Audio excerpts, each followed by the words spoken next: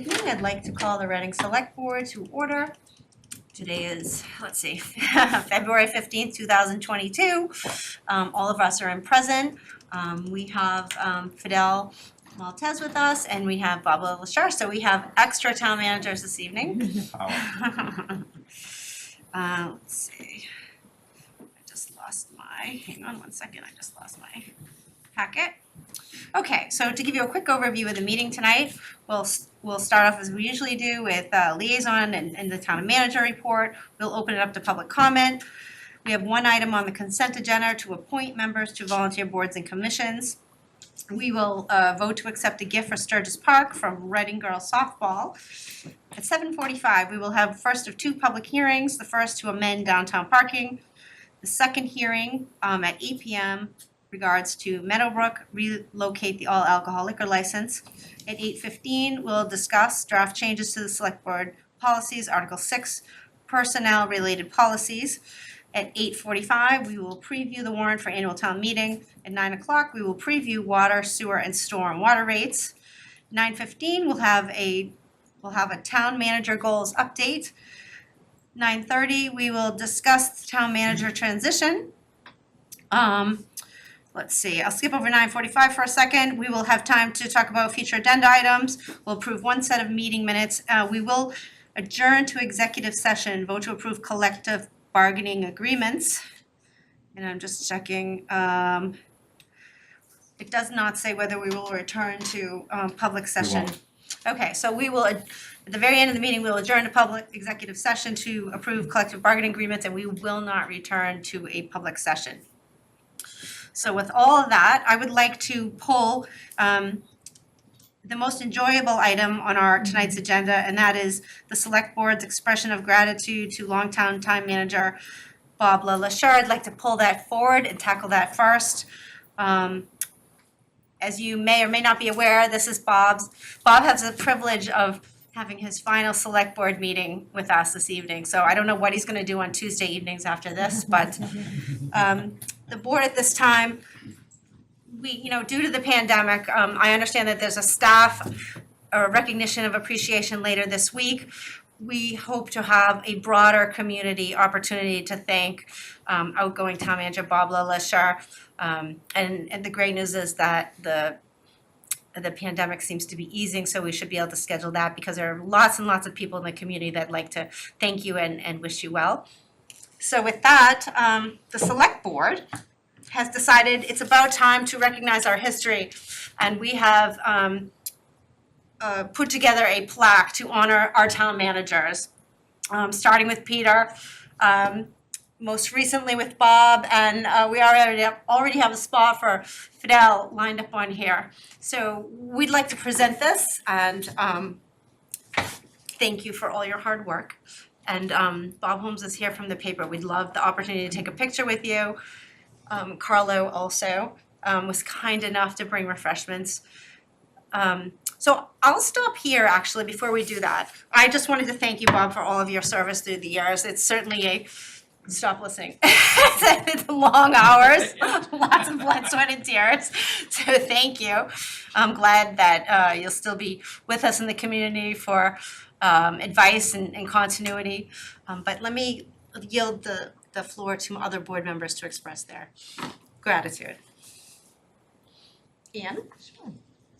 Just want to say heartiest congratulations to Bob on your retirement. Wanted to extend my personal gratitude for your service to the town over many years, and most recently, of course, as our town manager.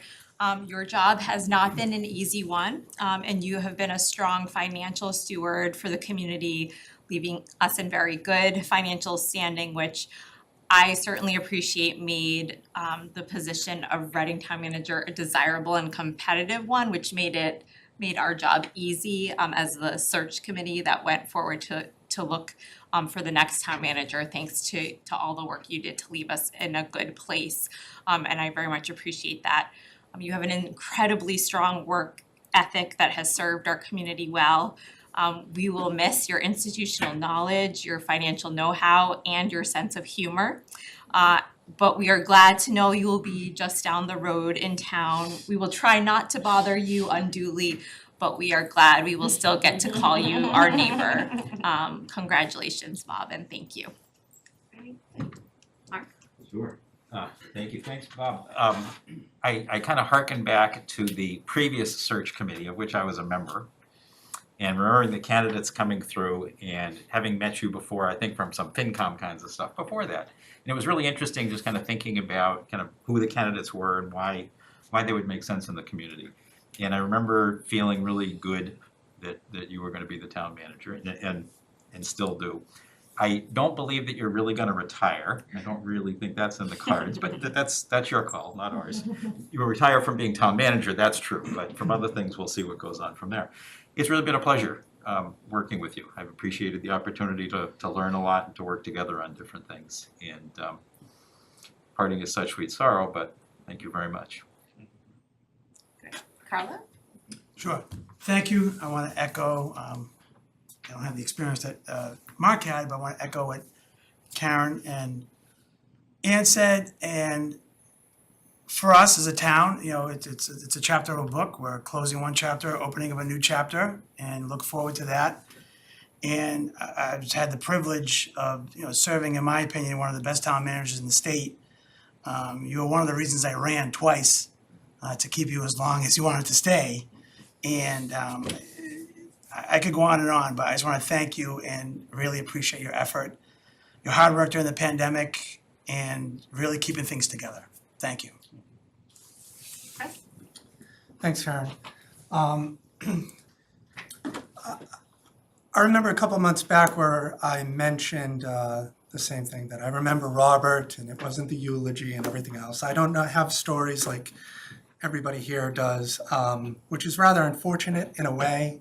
But, you know, in the brief time that I've been here, what I've been able to see from you and the way that the community reacts, et cetera, it's just, I definitely know that you're going to be missed, and it's for a good reason, because the way that you left us in good shape for Fidel to pick right up and carry on. You could have just up and left, 6 months, sayonara. You didn't. You stuck around. You did what a lot of people wouldn't do. They have the opportunity to just, you know, you have all this sick time, et cetera. You got 6 months left. See you later. It just, a lot of people, when you get to that age, hopefully, if I do, who knows, you'd like to think that you're just, you know, now I can just take my 6 months and be done with it and just collect the check. But you didn't, you stuck around, and that's the kind of person that you are. I'd be remiss if I didn't mention the banner that's hanging outside that everybody's going to be able to see driving by and whatnot.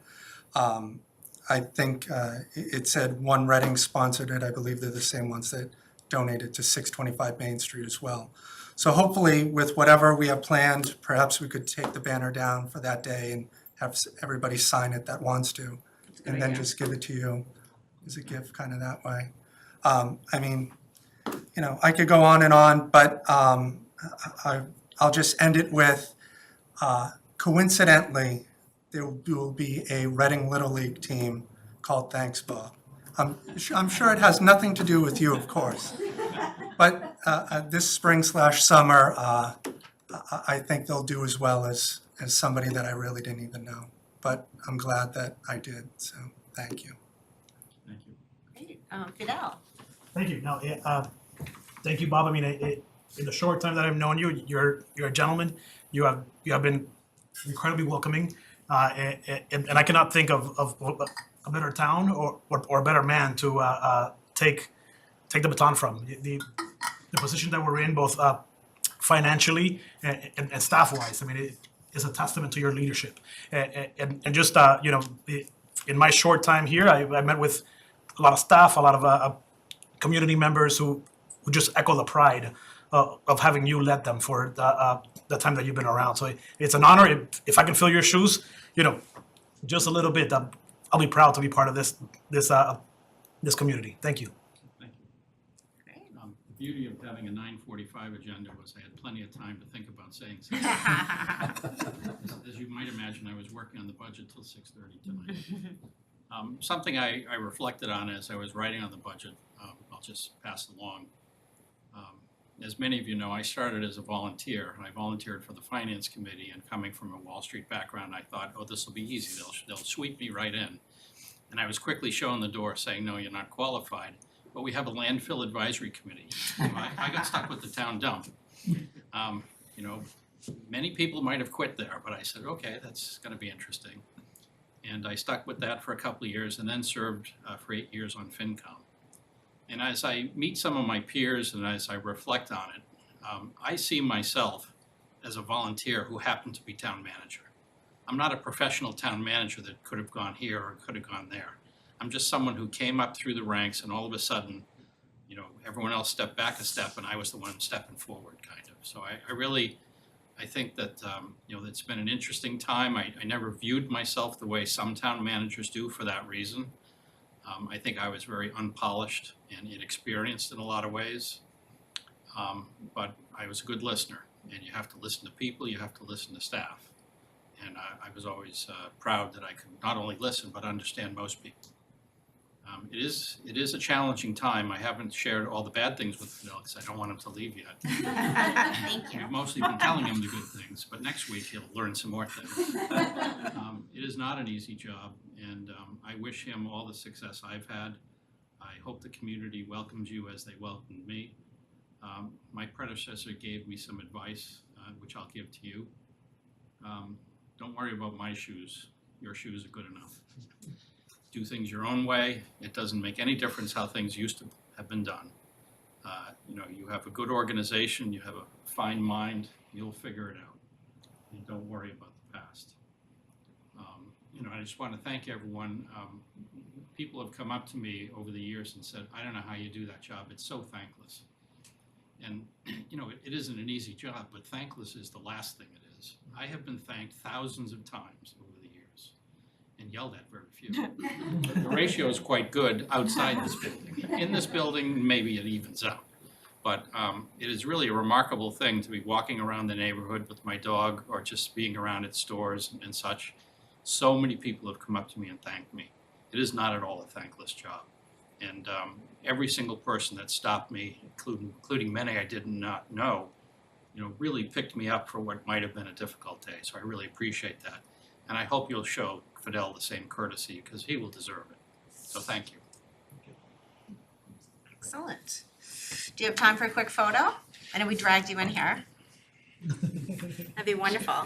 And just Karen, thank you for all your work in putting this together, and I know Karen also Would you like has in the work some, for a personal gift from the board for the next, acknowledgement ceremony for the broader community, so. Would you like to just read for the viewers at sure. home what the plaque Yes. actually says It's- and the audience here? It says, presented this day, February 15th, 2022, by the Reading Select Board in recognition of the exemplary service rendered by its town managers. And I think we spelled your name right. I hope so. If not, we'll fix it. Yes, you Yes. did. Okay, okay.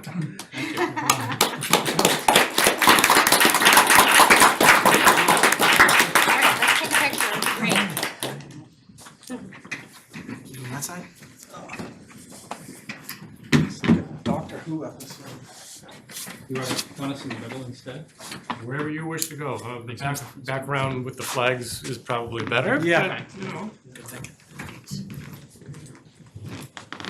Right there, okay. Should we go in the board members to the front too, or back? Let's get up on that table. Board members in the Okay, back? let's do Okay, I'm going in here. It's like Abbott and Costello, what are we doing? I don't care. Come on Bob, in, come direct on in, us. come on in, come on in. You're a photographer. All right. So, ladies, you want to do that? You're too tall, damn it. Stand on my tippy toes, Yeah, me too. tippy toes. Yeah, we can sit on the edge here. I'm almost the tallest one here then. Oh, come on. Fix your coat down. Whose hand is that? Mark. It's not a My hands are in front. Pretend you like each other. That was good? Yeah, we love each other, this is All great. right. Thank you. We trust you. Thank More? Thank you. Is that paper worthy? I hope so. I think you should check. I don't think you even looked. I can't guarantee Very the nice. left. Thank Yeah, you. well, we got the 64 flags, we decided. That is a lot, I was gonna last a long time, That should hopefully. last us a while. Yeah, that should last us for the turn of the next century. Oh my God. Thank you, Mom. Thank you. All right. Absolutely.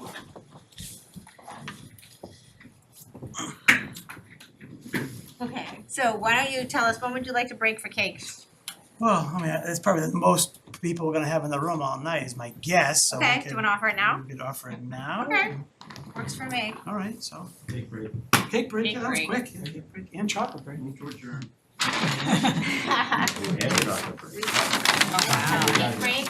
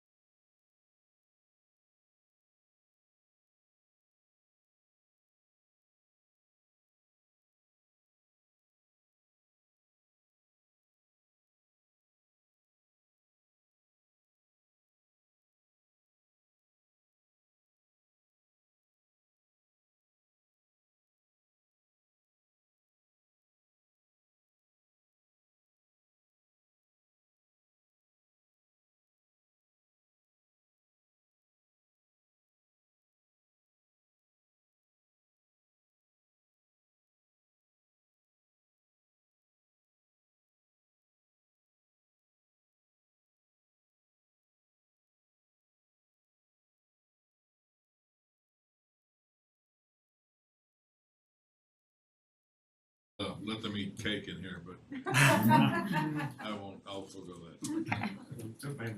Yeah, sorry about that.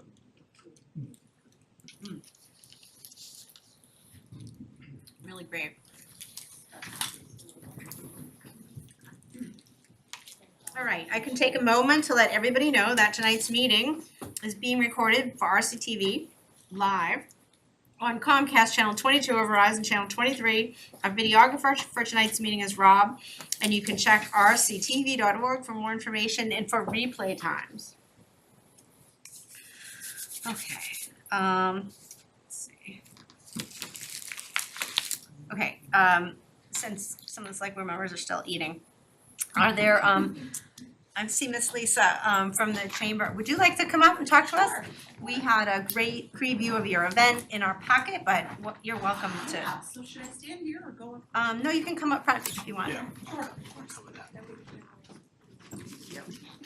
I know, I'll have my back to everyone, that's okay. So we were kind of looking at the camera that way, if you wanted to try that way. So the camera's there? Yep. You can take my seat if you I want feel me so to. comfortable in front of the camera as you can It's tell. true, maybe over there I would be think I'll just stand here okay. because I don't want to have my back to everyone. Right. So I'm Lisa from the Chamber of Commerce in Reading, and thank you all for letting me speak just to give everybody a preview of what the Chamber has planned. So as you might know, the Chamber typically hosts the tree lighting over Thanksgiving weekend. In this past year, we had to kind of make a judgment call in August, and with children not being able to get vaccinated at that moment and no real plans, we decided to forego it and do a Santa parade, which we called Santa's Tour. And we really missed having the tree lighting, and we missed bringing people downtown. So in light of everything going well now, yay, we're hosting a new event on the Common called Winterfest, which will be an outdoor festival, basically right outside on the Common and along Town Hall and on our main streets on Thursday, March 10th. So it's going to be from 5 to 7 p.m. and we'll have a bunch of activities that will be free and sponsored through our local businesses. So it's great to be able to share with you all and people watching that there'll be free entertainment. We'll have music. North Shore 104.9 will be broadcasting from the event. We will have fire tables on the Common, which I'm very excited about, along with some white string lights. Thanks to our sponsors, we'll be offering s'mores and hot cocoa. So come early to make sure. I don't know what the weather will be like, but I have requested slightly warmer temperatures for this evening. Thank you. But note that we will be passing out hand warmers as well. And really, it's to kind of bring everyone together. I know I'm excited just to be here to see people physically. You know, it's been a long time. To bring people together, to highlight our downtown businesses. Many will be open late that evening. We'll have a couple of food trucks. We will have a beer garden right in front of Town Hall, which will be really fun and something different. The music, as I already mentioned. One of my board members very generously offered to dress up in a 6-foot Olaf inflatable costume. And she is a ton of fun and friendly, and she's gonna stroll downtown, take photos with kids of all ages, selfies with Olaf, so that's another fun thing. We have a couple of food trucks coming, and we'll have multiple lit ice sculptures. So I'm gonna have one in the middle of the Common, which will be like a selfie style. Push your face through, take a photo, it's like, you know, for kids and social media. But we'll have that, and we'll have a couple other ice sculptures down the block on Main Street, spread out a little bit so people can enjoy them. Like I said, they'll be lit, and the ice sculptures will be up all weekend long. So we're working with the downtown restaurants and retailers and really any business in town to say, it's a great opportunity, people will be downtown, it's right before St. Patrick's Day. So they already planned things like a March Madness and different activities. So I encourage everyone to come down on the Thursday night and shop all weekend long and eat out in Reading and take advantage of, you know, our beautiful pedestrian downtown. So that is kind of it in a nutshell. If people come, I would say it's a good idea to bring cash because we will have a couple of food trucks and the beer tent, which will be for sale. But we're very excited. I'm looking forward to it. Thank you. Excellent.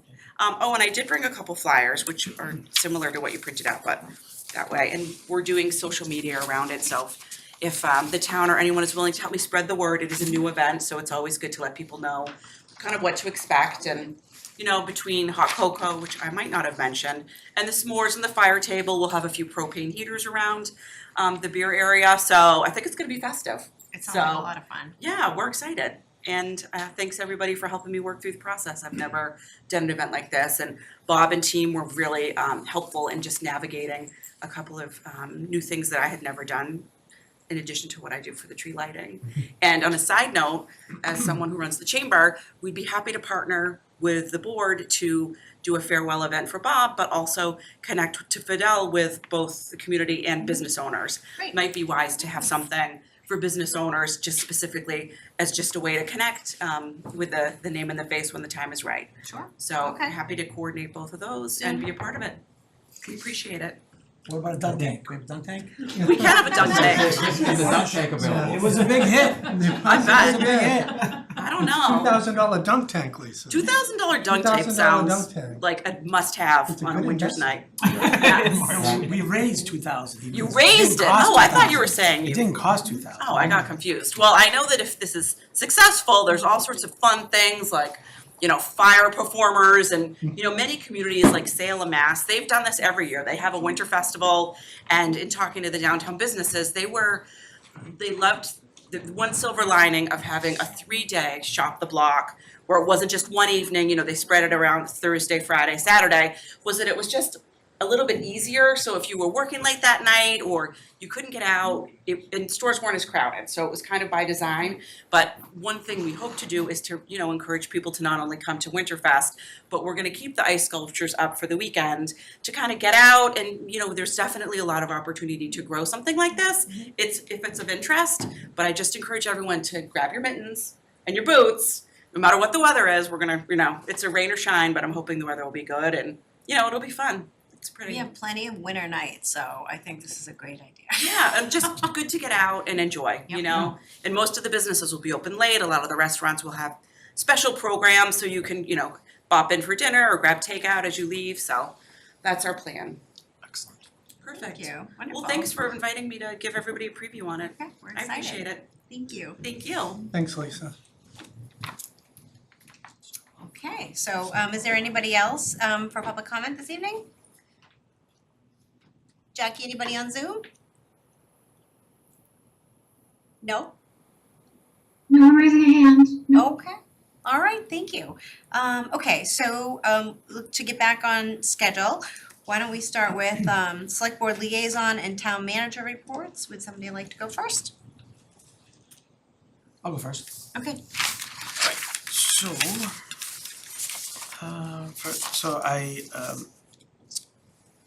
so CPDC there's been a couple meetings, but they did a lot, still going on for Green Tomato Shoe Street building.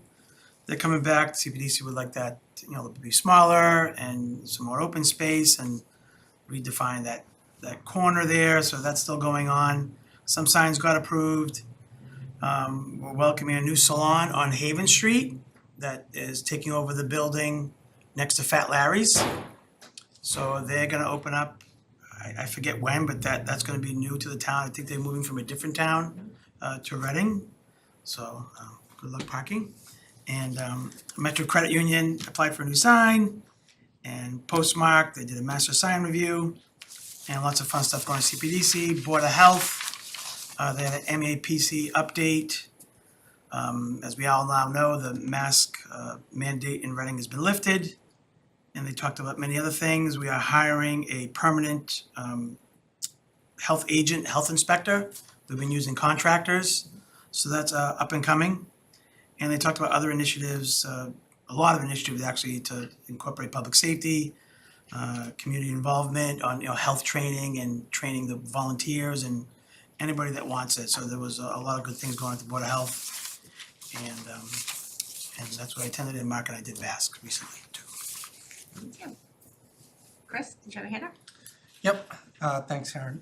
So the park committee held one of our final meetings / the community forum, where we got a bunch of feedback that in our last meeting, we ended up taking into consideration about Sanborn Street being its own town at this point, just changing the parking regulations over there to resident only, due to the feedback that we received from that meeting, as well as modifying the kiosk pricing thing for anything over 4 hours. So contractors and people who aren't supposed to be parking there that long would fit into that category. So in future agenda topics, I'll just bring up that we just have to extend it to April 30th, but there's like 2 meetings left. It's just, we're running at that point where we'll trip over the end date for the committee. Okay, no So problem. that's all, it's not, things are, no delays. And then the other thing is that, I know I'm not on the Trails Committee, but I did go to the 10th Annual Winter Walk. Great. And Kathleen Kelly ended up showing my daughter all the different trails and leading her on and educating her about all the fun stuff. So I appreciate Kathleen for doing that. And ironically, Fidel was there as well, which I didn't expect, but him and I seem to be going to everything in Reading, having a competition. The only problem is Alan and Ace Folds did not get the memo about the competition because they go to everything. And so it was just a good time seeing everyone there. And, you know, like I said, it's like my 3rd time in the town forest. And, you know, people should get out there and go. Yeah, It's I so agree. lovely. A wise Really person said lovely. that at the beginning of the select board thing. I think it was Karen, that, you know, maybe you'll like it. And, you know, it is pretty good. So thank you to Kathleen, the Trails Committee, all of Yeah, that. I'm sorry I missed it. Next time. That's all I got. Thank you. Mark or Ian? I do, thanks. So a couple of meetings took place, both with the Council on Aging and with the Recalc group. Let me start with the Council on Aging. A lot of discussion about short-term needs of seniors in the community. And the council is looking to do some outreach to find kind of all the seniors in the community and see what their needs are, to kind of better understand that, and to look to some short-term things that we can do to support that community. Which leads right into kind of the Recalc discussion. We had a Recalc and Council on Aging joint meeting, and the goal was to understand from the council what they perceive the needs are for senior needs and what a senior center might need to look like. So Recalc is now kind of gathering all that input, putting together some ideas to go to a consultant that the town has hired.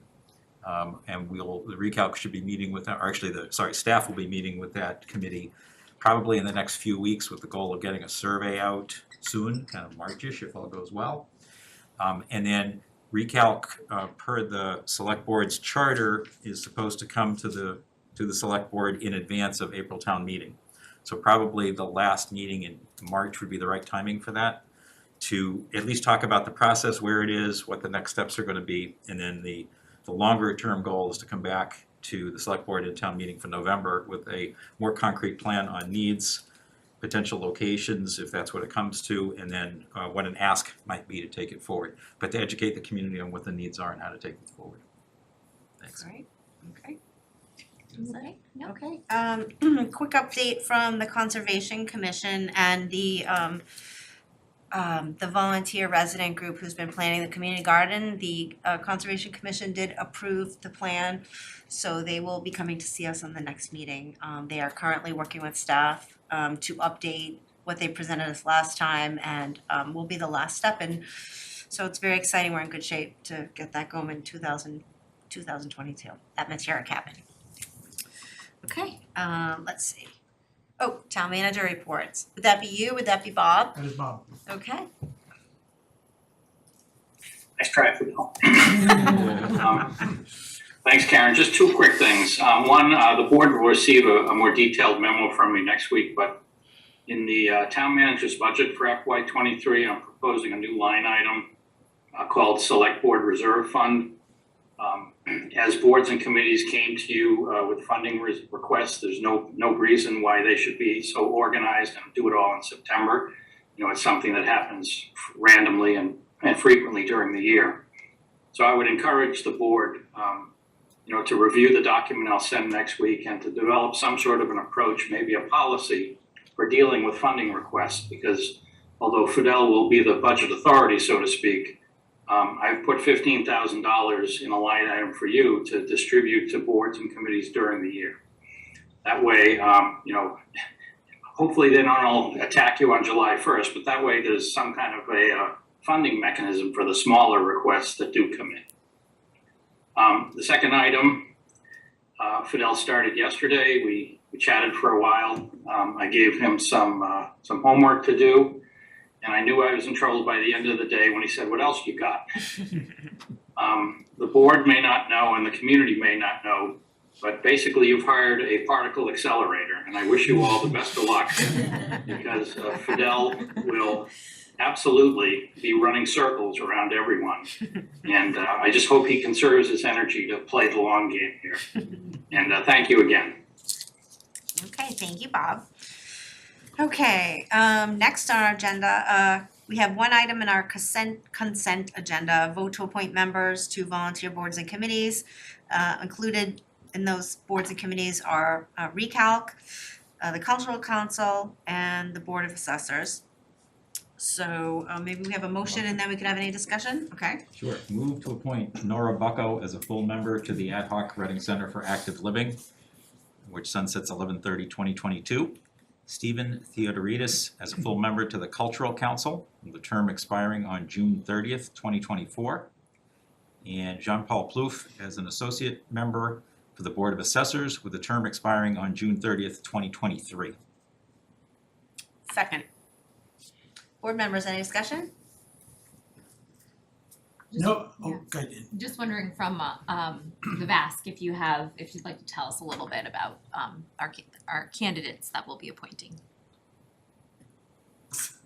Sure. So we had two candidates for the Center for Active Living. Because there's one opening, we had two candidates. Both are really good. I think both would be very good on Recalc, as well as potentially on Council on Aging. And as we only had one slot available, we really were trying to encourage each of them to think about, if you didn't get onto Recalc, to please consider the Council on Aging. I think Carlo and I both agreed that Nora Bucko would be a very strong candidate. She's very involved in the community. She is a nurse. She's been attending the meetings already, and it just felt like it would be a good opportunity to go in. You want me to keep going, or you want to? Yeah, I don't have the names. Okay, so in terms of the Cultural Council, Stephen Theodoridis is in the cultural community. He does production of music and other activities, and got interested in participating and reached out. Sounds like he would be a great member to join there. And Jean-Paul Plouffe, who goes by Paul, is just a recently retired assessor in another community. Just moved to Reading, very excited to be in Reading, and wanted to get right onto the board. And we thought he was very qualified to do that. So I saw 30 years on the application. yeah. And he actually he knows our assessor quite well, as it turns out, Wonderful. and has worked with him. So these folks all felt very good to us. Yeah, great. Thank you, Mark. I just want to say that that could have been my last volunteer appointment subcommittee for my 3-year term, and I enjoyed it with Karen. I enjoyed it with Mark. I enjoyed meeting with so many residents, and I look forward to all of next year's appointees. We may have some I think we got another one before then. Yeah. the election and before this cycle, but I'm not going anywhere. But I think I served my 2 years, and I cannot serve next year. So I would if I could, but it's been a pleasure being on this committee. I was very impressed by the candidates that came forward. Thank you to all of them. We're so lucky. I thought you had 2 nurses applied to the Recalc. Yes. And yeah, I saw the 30 years experience, and we're so lucky Reading runs on volunteers. So any other discussion? Okay, so we have a second. So board members, we are ready for the vote. As I see you, Anne, Yes. Mark, Yes. Chris, Yes. Carlo, Yes. and Karen, and it's been a while. I think next time we just raise our hands. So it's 5-0, sorry. We're all here. Okay, sorry. All here. Okay, terrific. Welcome to the boards and committees. Thanks, guys. Next, we would vote to accept a gift for Sturgis Park from Reading Girls Softball. In the packet, there was a diagram, and this sounds like a great addition to Sturgis Park. Is there anybody from the softball organization that wants to speak up? Would you I tell know us, there was a- you wanna introduce yourself? Oh, I'm sorry. My name is Bob Hayes. I recently stepped down president from Reading Softball Little League, which is now formerly Reading Softball Inc., which is an all-girls softball league here in town. And my successor is Dominic Savino, who's standing here behind me. I am going to stay active in the board for many more years, I hope, as treasurer. So, having been responsible for a lot of what's going on down in Sturgis, Dom just asked me to speak on behalf of this project, which is just an extension of everything we've been doing down there for many years. If you folks have ever seen Sturgis, the old park versus the new, you know what we've done. We've invested some pretty good money in there. Next slide, whoever. I don't have a clicker, so is that the only slide you have? No, it's coming. Oh, okay. The scope of the project is simply to put this sign up. It'll be located up in right field near the skating rink, where there's a pole that's electrified during the skating season. And there'll be some logistics to kind of dance around to get power to the pole so that we can run it during the day, during the spring, summer, fall, whenever we have games down there. We will be shouldering 100% of the project cost. And even though there's probably no formal mechanism or instrument for us to donate it to the town, certainly it's a gift to the town. We were going to try to wrap up the work we did to the park in a formal presentation, kind of a day of, you know, just a little expose of what we've done and say, here you go, Reading. So we'll tie this into that day sometime in the future, hopefully, the near future. The efforts that went into locating this board, by the way, were a combination of the Parks and Forestry Division, Conservation, the Rec Committee, and I believe that was it. Just to give you a brief idea, this is just an overview of Sturgis. It's a satellite image which I pasted onto a PowerPoint slide, and this stuff, this here are the dugouts that we put in. These are all new. And right about here, there's a stream that runs down. I believe it's referred to as a perennial stream. I'm not sure, but it's a conservation consideration where it's a stream or river. There's some setbacks requirements. So right here, there's a pole. If I go to the next slide. This is kind of a busy slide, but right here is a pole that's got power to it during the skating season. And right about here this is not to scale. We're gonna locate the sign. The sign is a small sign in terms of dimension. It's like 3 to 4 feet high by about 8 feet wide, I believe. It's minimal depth, and it provides sufficient illumination and information for people just watching the score. And it's only 180 feet to where the sign is, 200 feet to where the sign is from the spectators' arenas, which are over here behind the dugouts. People will be able to see what's going on. The considerations were, locating the sign over here is a problem, because even though these setbacks that I included in the drawing, these are the 25, 35, and 100-foot setbacks, this is about the 200-foot line here. It's just on the outside of third base, second base. So the sign is located just outside the 200-foot setback, but putting the sign over here would involve other considerations and running power over here and things of that nature. And locating it over here makes it a little impractical. Mounting it on the tennis court would be kind of difficult. So all parties that were there agreed that this would be the best location for it. Plus, it's the easiest place to get power once we work out the arrangement for how to get power there during the day in the summertime, because I know there's a timer that controls the lights down there right now. But that's basically it in a nutshell. Total cost of the sign is about $5,600 with another give or take $10,000, $8,000 of installation costs. And we're hoping to have that thing up and running before our season kicks off, beginning of May. And gladly answer any questions you have. Anne? Thank you so much for doing this. I noticed in the presentation, it says that abutters were informed, and was that something that Reading softball undertook to do, or was that the town? No, we've worked pretty close with Jenna from the town. from the rec committee, and I used to be on the conservation committee, so we worked with Chuck as well, and of course, you don't do anything in the parks without coordinating with these folks. And, Okay. she sent out a letter noticing a notice to all the abutters about what we were doing, and I know Okay. Jenna received some feedback. I don't know that there was any major issues. There was some minor stuff about the length of time that would the scoreboard be lit at night, were there other possible locations, things of that nature. And I think Jenna did a good job, allaying any suspicions that people might have had about its location or its use or its brightness or, lights being on at night. And I think those things have been dealt with, but if Jenna's on, maybe she could speak to that. Jenna, are you on?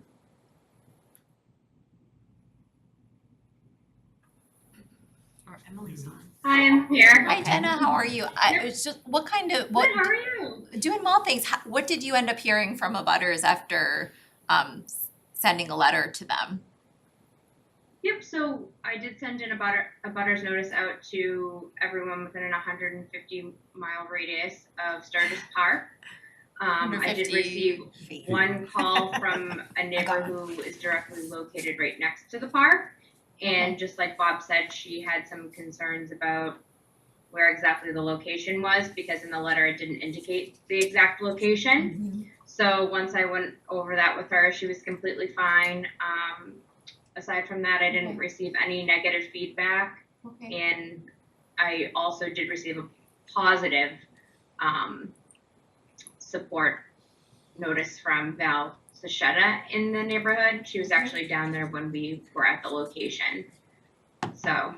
Great, and what was the sort of radius that you used for how you identified who constituted an abutter here?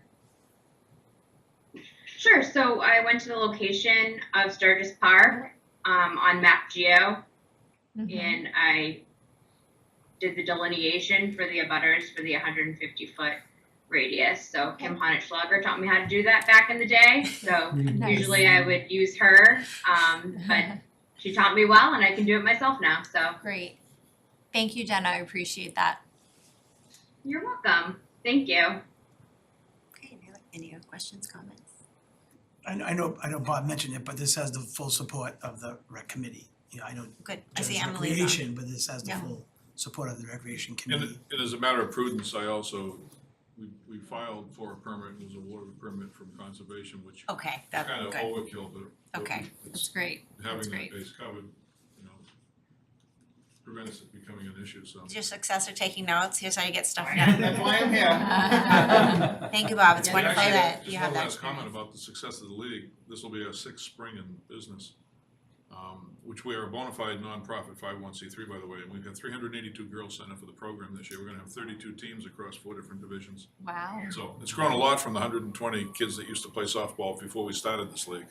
So it's come a long way, and we're kind of proud of it, so. It's exciting. That's Thank you. great. Okay, do we have a motion?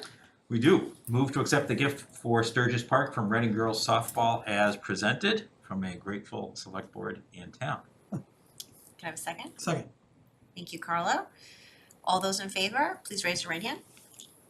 Okay, 5-0. Thank you so much. Thank you so We have a much. great season, early season. Hopefully we'll have a spring like last year and the year before. Yeah. Nice to know. Thank you. Thank Thank you. you much. Thank you. Thanks. We appreciate it. Okay. Okay. So first thing we do is read the hearing notice. Exactly. Okay. Next on our agenda, first of 2 hearings, public hearing, amend downtown parking. Our secretary, Mark Doxer, will read the hearing notice. To the inhabitants of the town of Reading, please take notice that the Select Board of the Town of Reading will hold a public hearing on February 15th, 2022 at 7:45 PM remotely on Zoom to vote to allow an exception to the overnight parking regulation ban 5.9. A copy of the proposed documents regarding these topics will be in the Select Board packet on the website at www.readingma.gov. All interested parties are invited to attend the hearing or may submit their comments in writing or by email prior to 4 PM on February 15th, 2022 to townmanager@ci.reading.ma.us by order of Robert W. LaLacheur, Town Manager. Thank you. Okay, so thank you. I know we I'll just quickly start. The board recalls last meeting when we discussed a conceptual plan, sort of on a trial basis, use a portion of the train depot for overnight parking, and then DPW would do their best to clear it as long as it was emptied out by 6 AM. And I mentioned that that would need to be followed up by a public hearing, and which is this. And you see on the screen the actual amendments made to the parking rules and regulations. Deputy Amendola is here if you have any further questions. I saw that. Thank you, Deputy, for joining us. Board members, do you have any questions?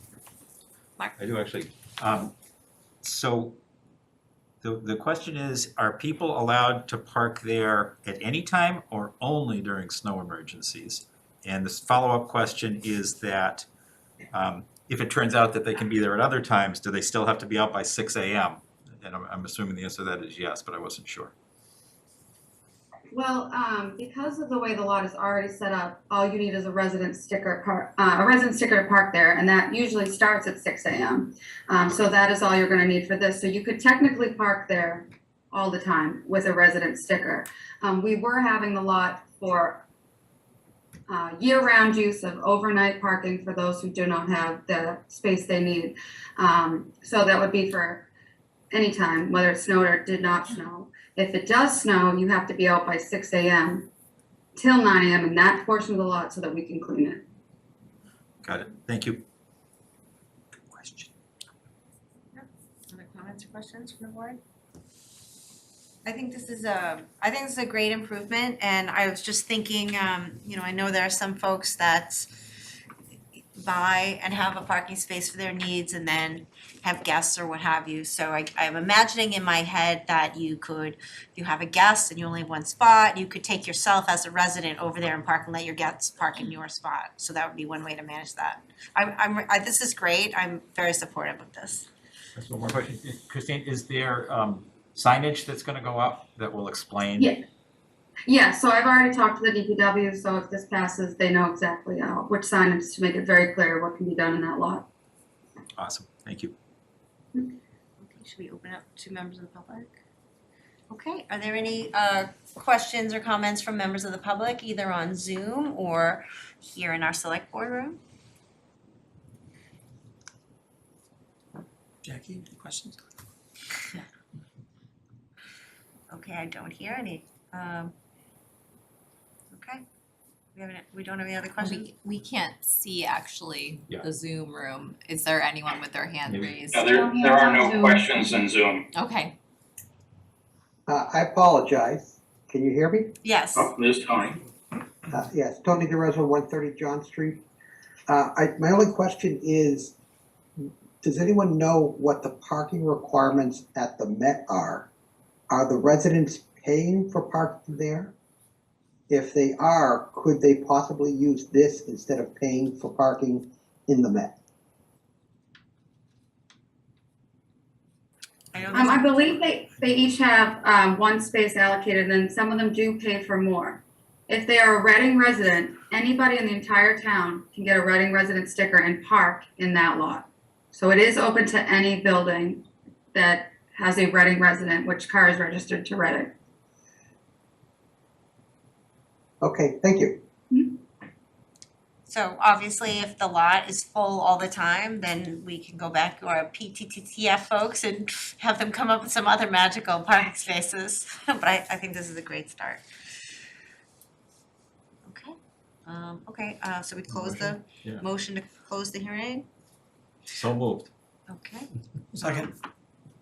thank you. All those in favor, please raise your hand. Okay, the hearing is closed. Move to approve traffic amendment 2022-01 as presented. Second. Okay. These hearings always drive me crazy. Okay, so we're ready for a vote then? Okay, so we're now gonna vote on the amendment and the new parking, the 35 spots that will allow overnight parking in the downtown for folks with a resident sticker. Actually, can I ask a question Yes, before we do? sure. Is there a time frame for this trial?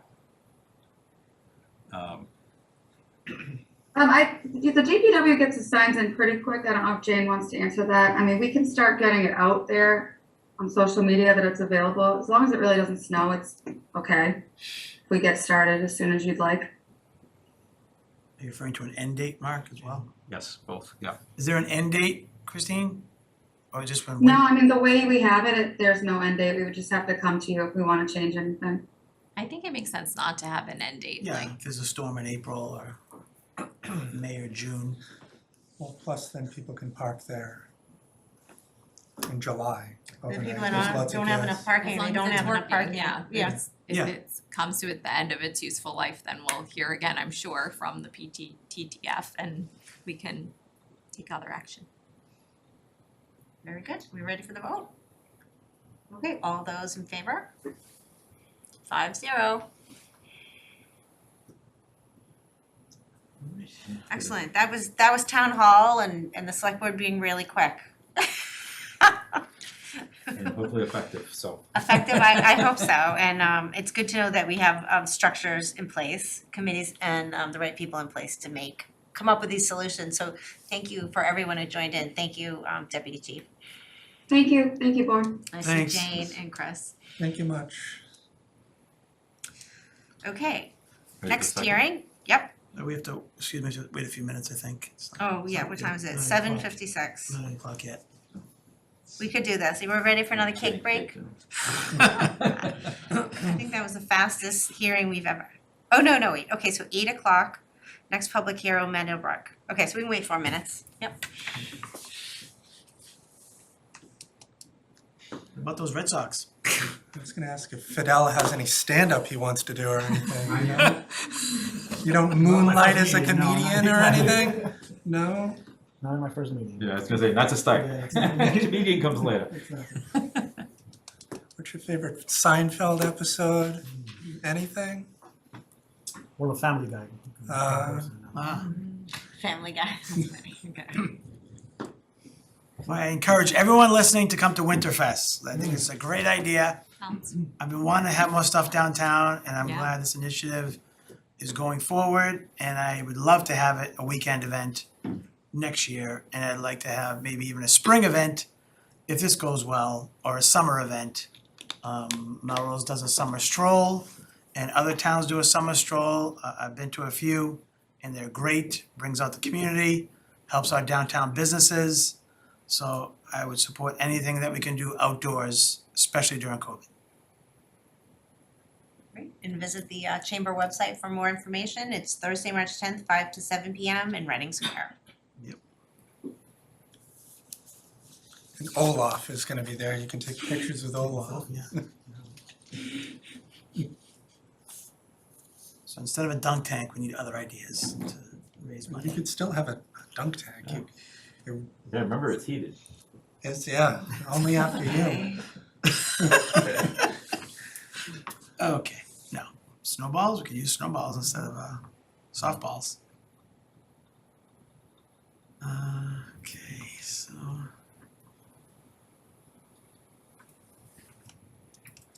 Hard for us to know what to do when we're ahead of schedule. Wow.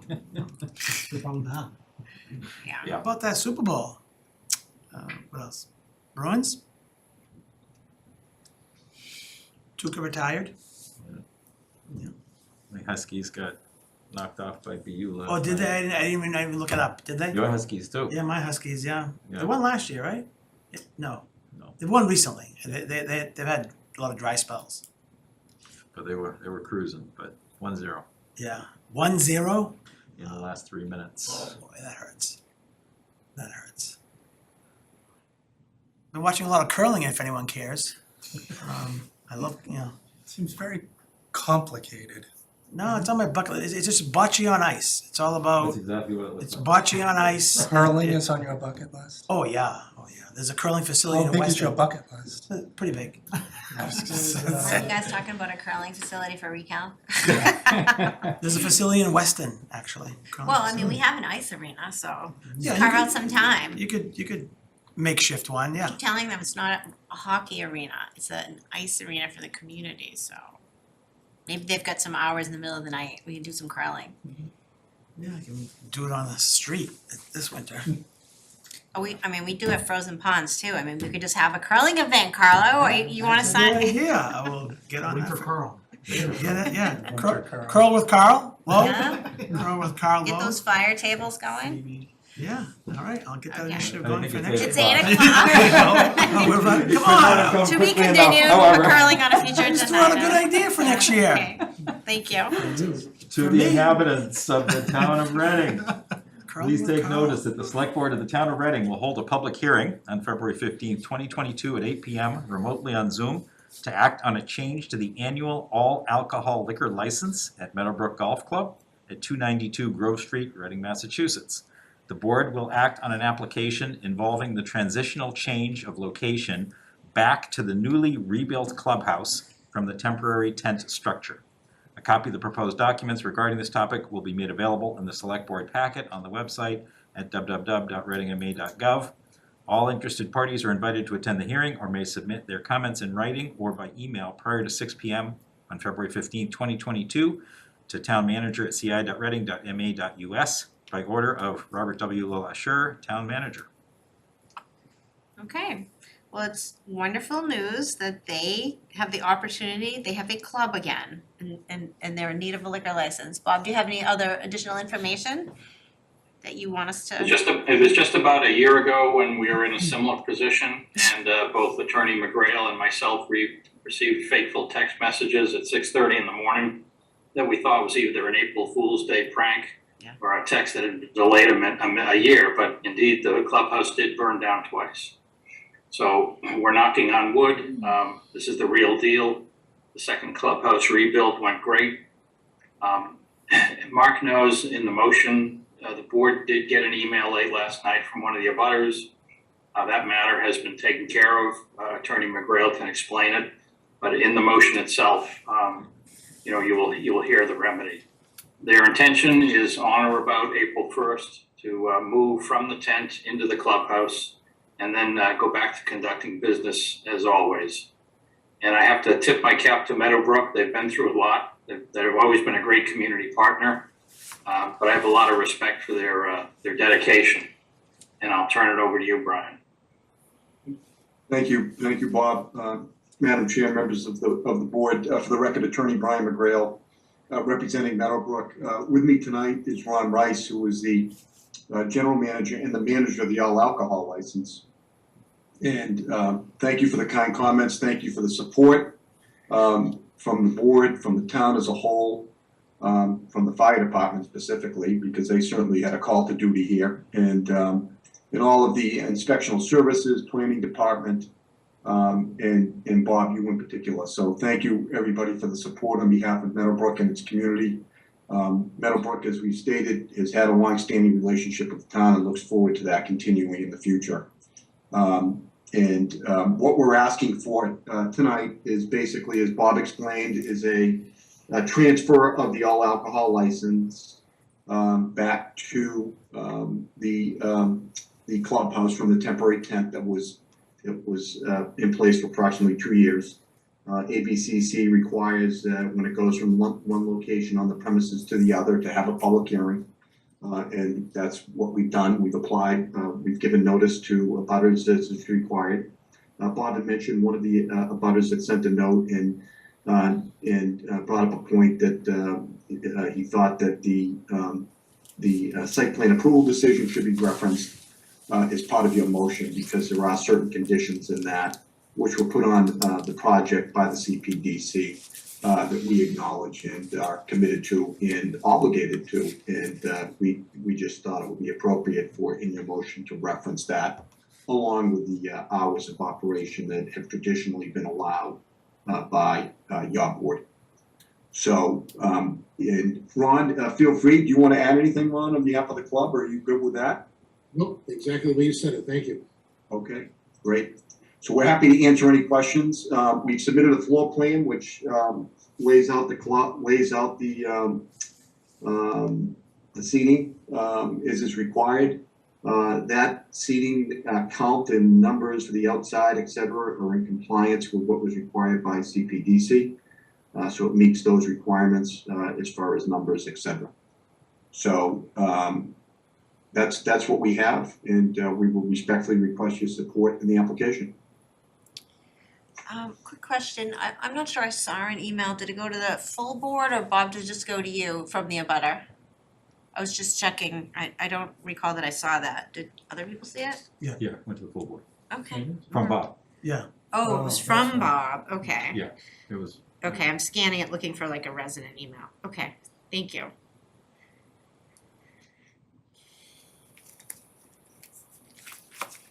Any comments from the questions? Okay, good to Chris. Mark, Oh. age before beauty. Instant replay, I'm Mark. not sure what that means. Okay. So just in terms of how the hours are stated, so the way it's set up, so hi Brian, first of all, hello. And Mark, The way it's set up is it's kind of the state allowed hours are in the motion, and then it refers to the CPDC, and then what the abutter had sent to us was the specifics. I was trying to find the hours, it's toward the end if I'm not mistaken. Or Bob, do you know where it's hiding? Is it right toward the end of the, no, it's not right at the end of the agreement. I was just trying to clarify. I think the point was, and I talked to the Abutters Council today, we have a good relationship. I think the point was that there's certain areas of the club that limit alcohol during certain times within the CPDC decision, like the outdoor decks and patios have to be shut down at a certain hour. So so I think that was really the goal, and the CPDC gets into some detail on that in conjunction with the entire operation of the club and how it's what their requirements of. And I think there was just a desire to acknowledge that there are some provisions in there that everybody should be aware of. I think I found the one I was looking for. The reason I'm bringing it up is that there's a notion, I don't think that we allow serving anywhere in town until 2 a.m. I'm pretty sure we do not. I'm not aware of any. Right, so this is set up inside the CPDC agreement, alcohol service, this is it's item 15, hours of operation, alcohol service, AKA 19th Hole Lounge, 11 a.m. to 10:30 p.m. Tuesday through Sunday. Appetizers may be served 11 to 10:30, but I just wanted to clarify that although the state regulation may allow. No, honestly, and Ron, I don't know if you would have an issue with this, but the latest, if we have functions, events in other areas, it's up to 12 a.m. Right. So it's not limited to 10:30 a.m. globally. Yeah, apologies, that's in there too, my apologies. In 15, it talks about different pieces, and private events is exactly as you said, Brian. Yeah, functions. I'm sorry, yeah, it's function/events, Yeah. member or private. There's no, well, first of all, we, pursuant to the CPDC, we can't be open till 2 a.m.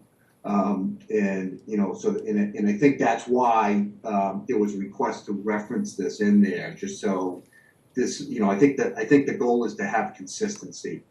I think that's kind of what the goal was to make sure there's consistency, and that your board, which I'm sure you are, through our suggested motion, is acknowledging that, hey, even though it states this, there are limits that the CPDC has put on this that have to be adhered to.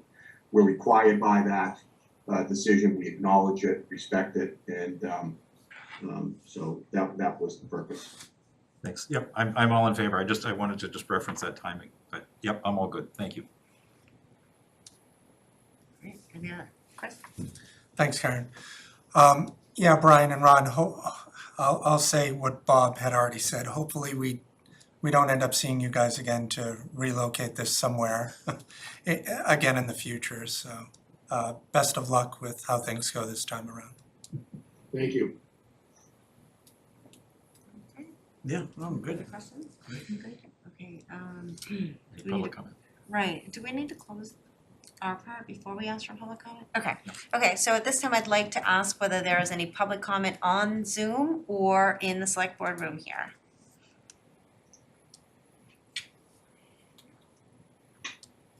Seeing any hands on Zoom?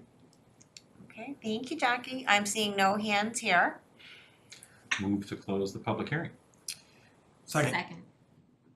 Thank you. Any discussion? All those in favor? 5-0. All right, are you ready for a motion? I'm ready for a motion if y'all are. Move to approve the application of Meadowbrook Golf Club Corp. of Reading, Massachusetts to relocate the all-alcohol license to the newly constructed clubhouse on the premises with an address of 292 Grove Street, Reading, Massachusetts, with the current approved hours during which alcoholic beverages may be sold, which are from 8 a.m. to 2 a.m., except on Sundays and legal holidays when the hours shall be 12 noon to 1 a.m., and also be subject, however, to any terms and conditions of the CPDC Site Plan Review Approval Decision dated November 7th, 2018, as modified on September 23rd, 2020. Second. Thank you, Carlo. Any discussion, board members? None appearing. We ready for the vote? Okay, all those in favor? The vote is 5-0. Congratulations, folks, Thank you so much. Congratulations. and good luck. We're wishing you the best. Successful opening. Thank you. Thank you very much for all your continued support. Have a great season. Thank you. Thank you, have a good evening. Folks too. Bob, thank you, and good luck to you. Thanks, Brian. Okay, next up, I see we have Sean on the Zoom. We will discuss draft changes to select board policies, specifically Article 6, personnel related policies. There's a comprehensive presentation in our packet. But we do have Sean with us. Bob, I don't know if he would like to give the community the highlights. Yeah, go ahead, Sean. Tell me when to change slides. I shall. Thank you. Thank you, everyone. Good evening. Good evening. So tonight I'm going to be doing a very high-level overview of some of the personnel policy updates that we as a committee in town have come up with for proposal. It was something that the town manager had brought forward to me in late 2020, early 2021 to work on. We've had a committee that has worked together to look at our policy, which was last updated in 2009. And we're looking forward to working with Fidel for implementing changes as we move forward in this. So next slide, please, Bob. So last year in April, I was here for a little bit of a preview of what we would be looking to address in this policy update. So the first thing is the Reading rebound, which we've coined over time, which is this phenomenon where we have a lot of employees that love working here.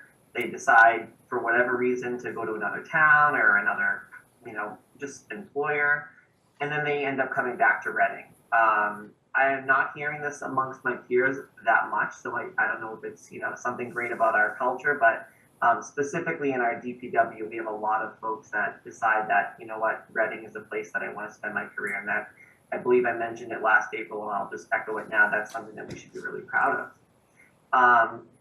We were also looking to just have healthy employee policies, things that would be very easy to follow and would be good for our employment environment. And then also we wanted to give managers the tools that they need to oversee their personnel and update as accordingly. Next slide, please. So we're going to just go through some of the major updates sections. So the first and foremost is an equal opportunity statement, declaring what Reading is all about is equal opportunity for all. We also looked at updating our ADA language, our anti-harassment language, and also some of our procedures regarding workers' compensation. Next slide.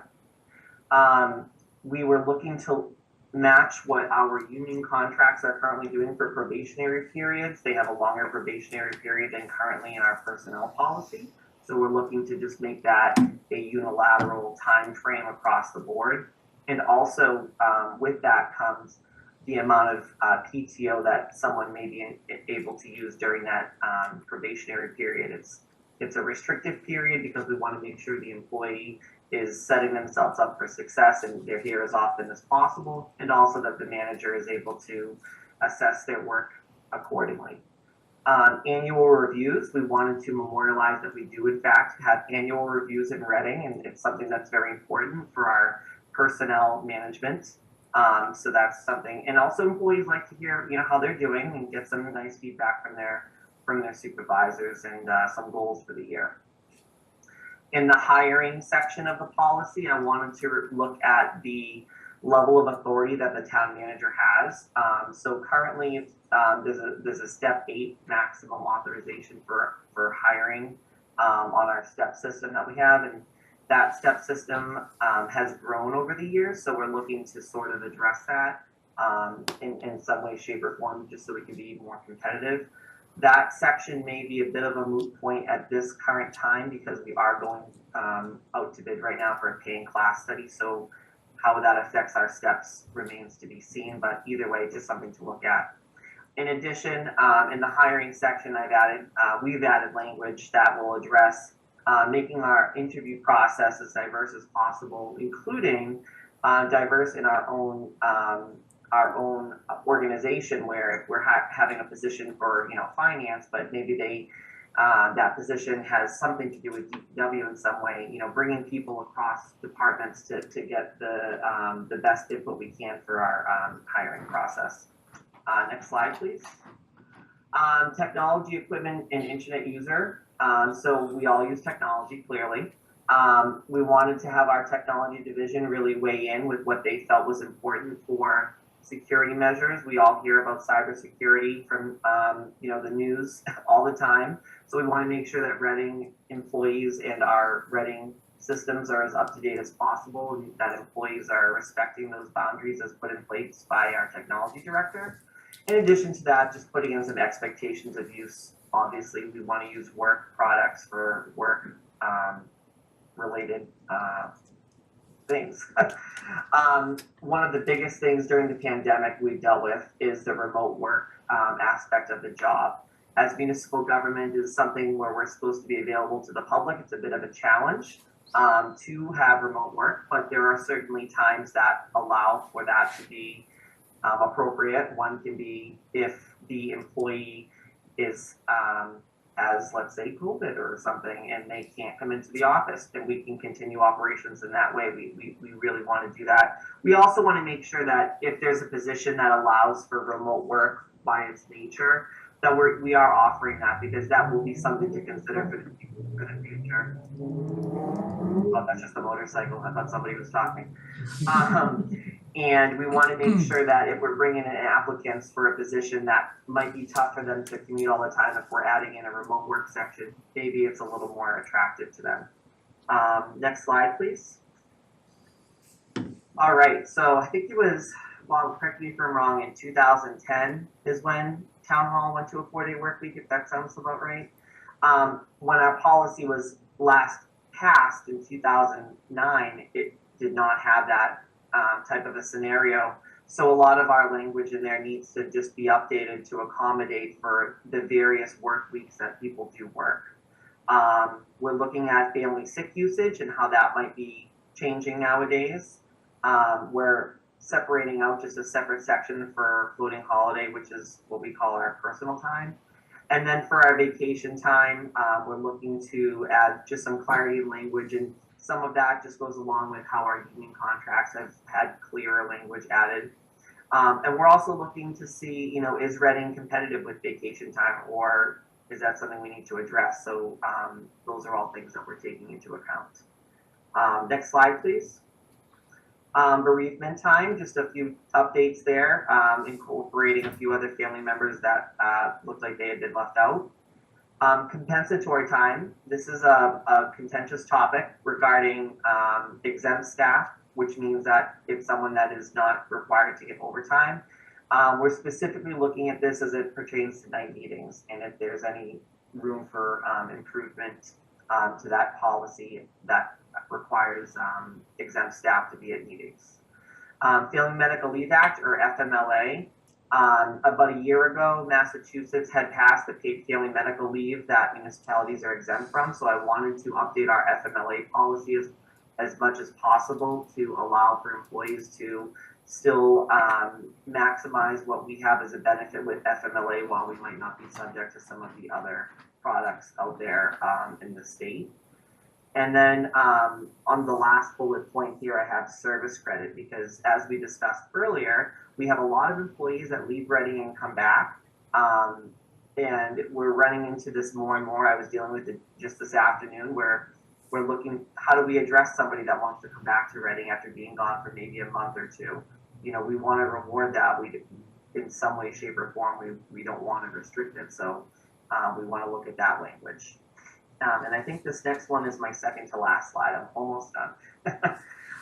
So things that we didn't necessarily consider fully at this time tuition payment or reimbursement, there is a section in our personnel policy that currently goes over this, but we need to fine tune that a little bit and see how it works with our budget. The topic of deferred compensation and the town contributing to that is a very popular conversation starter in the town. So we need to look at how, from a budget perspective, if that were possible, what that would look like. Employee recognition. This is something that is a little easier, I think, but we still need to find the best way to do it. It's easy and it can be free, whether it be one of our, if we have an employee newsletter, or even if we have an employee that graduates from a program in the state or from a university, maybe they get, some public recognition for that. So just looking for ways to acknowledge that, like I know other towns do.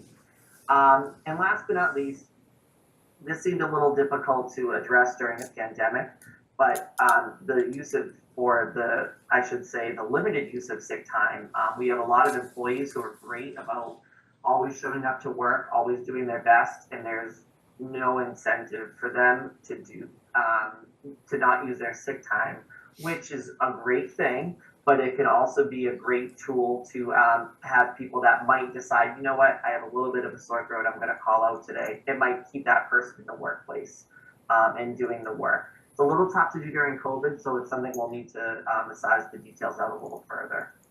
And then the last slide is just pertaining to what I envision as the next steps with this.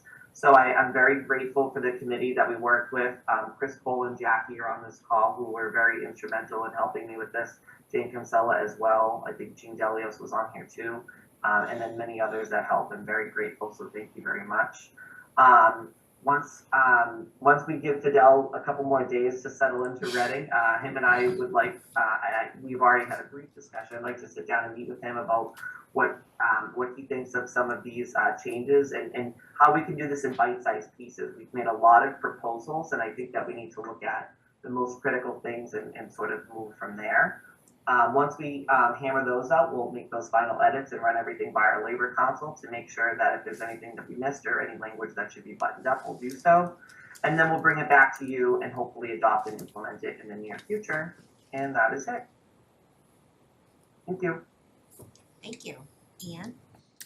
Sean, we had received last year an inquiry from an employee to the select board about paid family and medical leave, and I understood in conversation with Bob what you had mentioned, how municipalities are exempt from the state paid family medical leave law. But I also understood from Bob that you and a group of employees were looking at our policies around that, and I'm not sure if that work is reflected in what you're doing here, or what kind of changes you are I know you said sort of like within existing policies allow people to maximize their benefits, but what does that mean, or what are you thinking about in that space?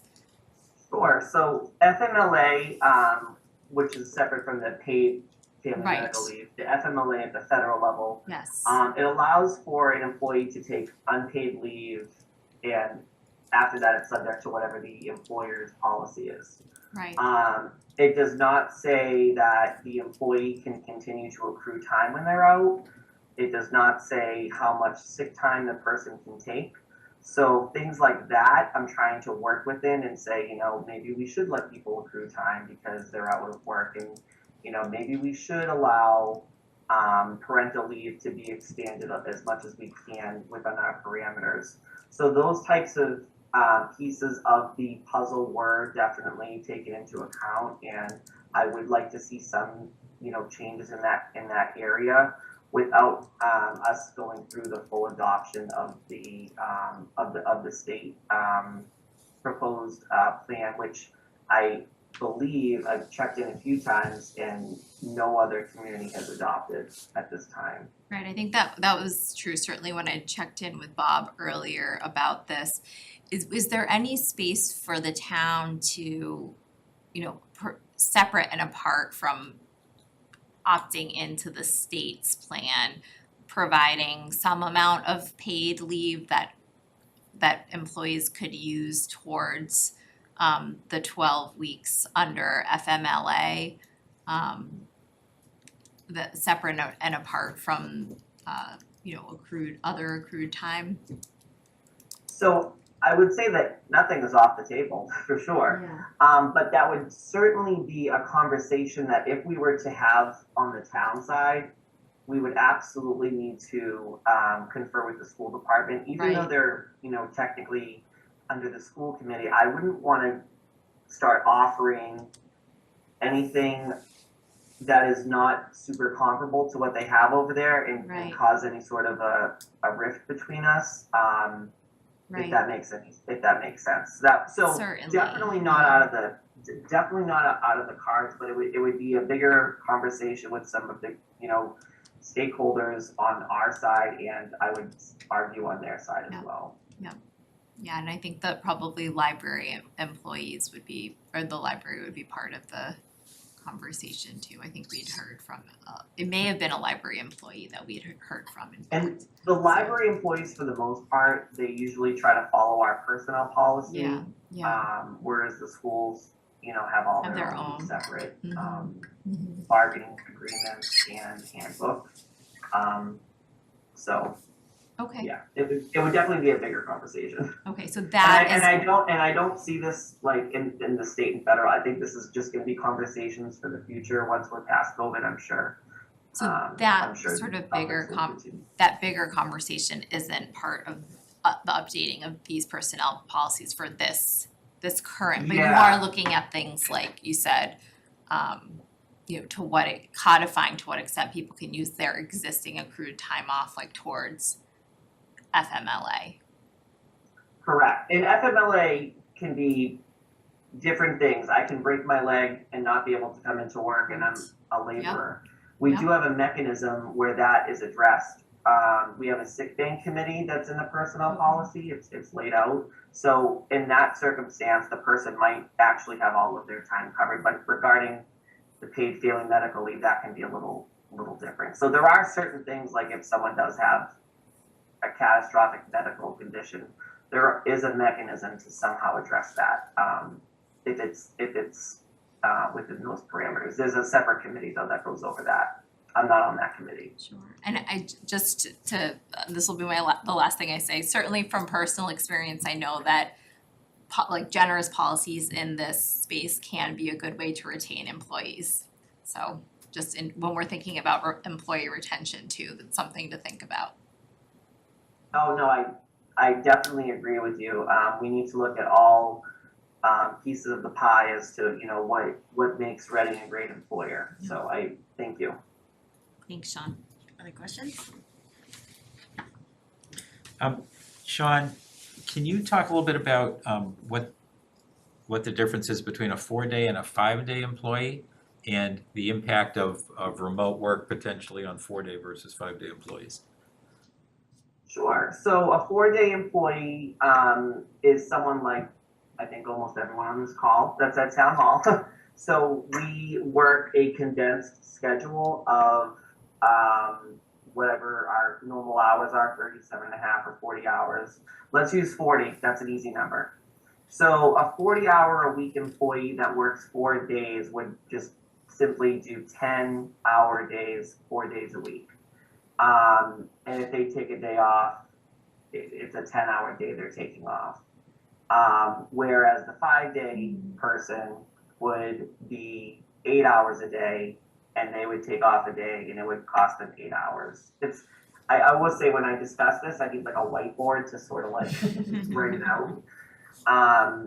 But that's sort of the nature of it. We do have, town hall does operate on a 4-day work week, our normal business hours, but that doesn't mean all of the staff members are. Like 90% of us are, but there are a few non-union staff members either in town hall or in other areas of the town that do work a 5-day work week. As far as how remote work might impact that, it really depends on the type of position. So I would argue that potentially a frontline person, like an administrative assistant that's receiving customers as they come in to either pay a bill or get a birth certificate, that might be a little more difficult than maybe like an analyst type position where they're all sort of like back of house work, and that can sort of vary. Whether it's a 4 or 5 day week person, I don't really see a huge difference there. It's more so, I would argue, the type of position and what the department head is able to allow for and continue their operations successfully. Does that help? Yeah, very much. Thank you. That clarifies Okay.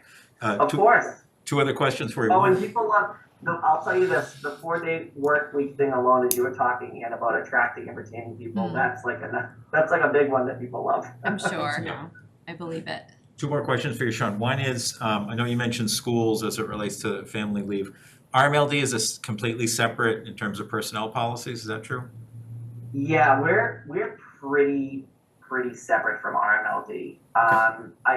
We really only process their like their health insurance, and their payroll is a little, I don't want to get too deep into it because I don't want to say the wrong thing, but their payroll is done a little differently than ours as well.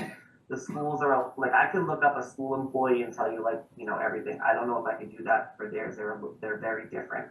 Got it. Okay. And then last question, you were talking about service credit for people who leave and come back. Yeah. I'm wondering a little bit on that one. I'm assuming that the goal is it'd be great to attract them back, but there's a little bit of a question as to why they left. And just, it sounds like no restrictions. You said no restrictions, and I'm sure what you meant is we'll kind of figure out the right structure for that. We're not encouraging people to go leave for a little bit and check it out with no penalty. No, and I'm sorry if that was, no, I didn't mean no restrictions like, you know, leave and come back in like, you know, a year or two. Not at all. It was more so what type of parameters can we put into place for people to know that they can, that if they were to come back, that it's possible, because the institutional knowledge that people bring back is pretty hefty, pretty invaluable. So it would just be a matter of looking at, is there like a limit that we would look at? I know one of our departments, they have their staff members that leave, they literally have been saying, you know, can you just treat the next 2 weeks as if I'm on like vacation, and then I can come back, and they've had extreme success with that. And that's something but that's also like a manager's, you know, discretion as well.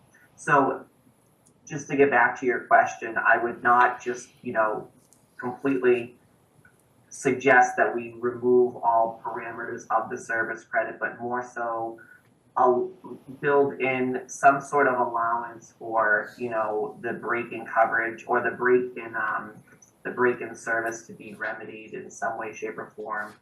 And also the service credit section also speaks to like if somebody moves from 20 hours a week to 40 hours a week, there's some complicated math in there. So it's just stuff like that I was trying to clean up as well. Thank you. I knew that's exactly what you meant, but you stated it perfectly. No problem. Thank you. That's what I'm here for. Question?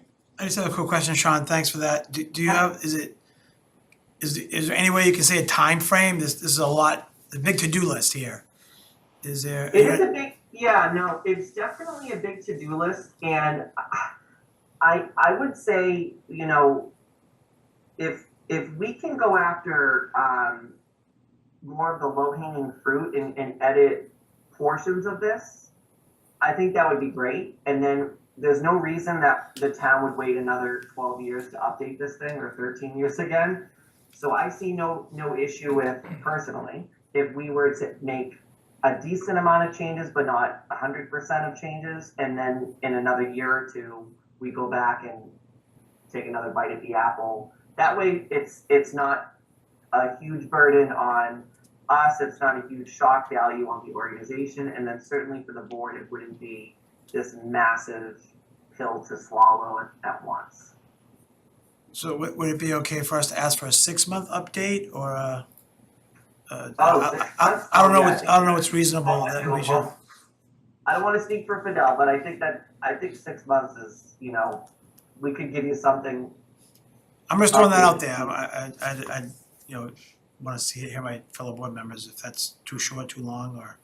Yeah. This is a general question about the timeframe, no? So again, absolutely. So, Sean and I met, and there's the easy wins, right? I mean, like, changing, from selectmen to select board, right? I mean, and updating, you know, the easy things, like those could be in a month, right? I mean, there's things like a tuition reimbursement, which, have an impact on the budget, right? I mean, and it's more long-term.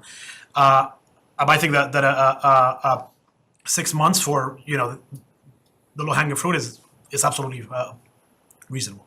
Just an update where we're at, so Yeah, we're progress, and, you know, just a progress report, I guess. Absolutely. Yeah. That sounds great. Chris, you have a question? No, I'd make a comment about Bob working 8 days a week, and that didn't factor into Sean's presentation, but the comedy hour was at 7:58 with Fidelity. Thank you. I Thanks, Sean. appreciate this effort. We've gotta be as competitive as possible. And what my question I had is, you were talking about this class and pay study. So are we doing like employee surveys? Can you do a class and pay study that also takes a look at, you know, what forward-thinking communities are offering to sort of help guide you, and what's the right mix? So, sure, thank you. So the paying class study that we're looking at, it's currently out to bid for a few more weeks. And it's gonna come in and look specifically at the salary of our organization, like of our non-union positions versus some other organizations. They may look at job descriptions a little bit, depending on how big of a project it's gonna be for the vendor to be, because I don't know who it is. As far as getting as competitive as possible with other pieces of it, that might be a different project, but the paying class is specifically looking at, you know, you have this admin assistant here and this admin assistant in this other town, that's one of our peer communities. Mhm. Where does Reading fall on that? Because truth be told, a lot of the times that we're losing staff, it's typically it's for money. But we also are in a very employee-friendly market right now, so it's a very competitive market out there. But we've certainly hit our stride with some key positions in town that I'm excited that we were able to fill. Yeah, so I was just wondering if you would plan to survey our employees, or if there's some published surveys out there that would be helpful in guiding you. I mean, I imagine this basket of potential benefits is gonna be highly individual, you know, to the particular employee, but they sound like a number of selections, and to your point, some of them will impact the budget more than others, but that may be something that we want to invest in anyway. Yeah, and I definitely agree that one of the things we need to do is stay on top of this, because what might be an attractive benefit, you know, to me today can be very different to someone in 3 years.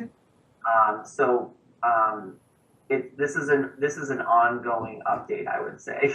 This particular one is overdue, but the document should really be looked at every few years to make sure that we have that. And the committee that we did put together did really bring a lot of representation from the town, from, you know, department heads, non-union members, union members. We invited all of them to the table. Okay. So we definitely surveyed within our organization as best we could. We have gone to some of our peer communities as well, but we'll continue to do so to make sure that, like we said earlier, we're just a great municipal and continue to be a great standout municipal employer. Okay, sounds good. All right, thank you, appreciate it. We look forward to hearing what you come up with. Thank you. Thanks. Thank you.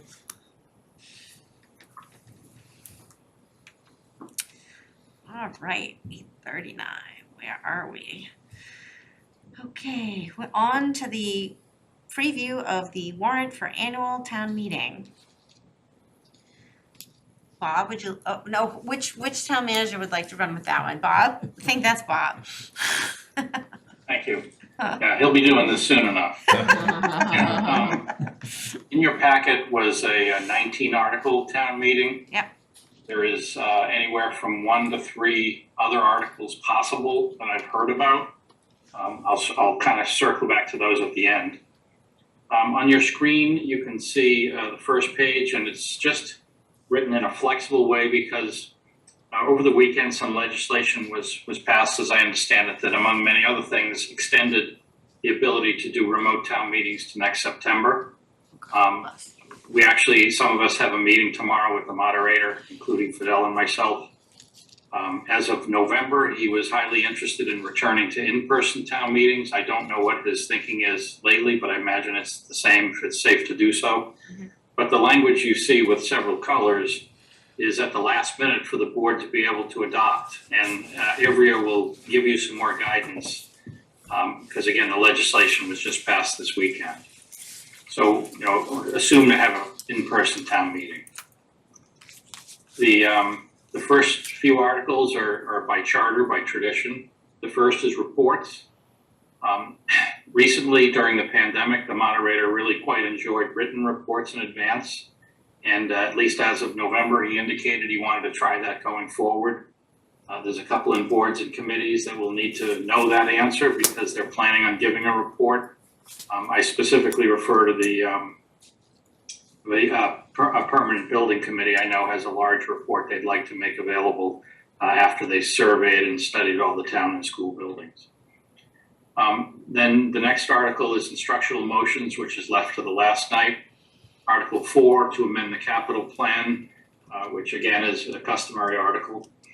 Then Article 5, although not required by the charter, is also customary to adopt any changes to the current fiscal year budget.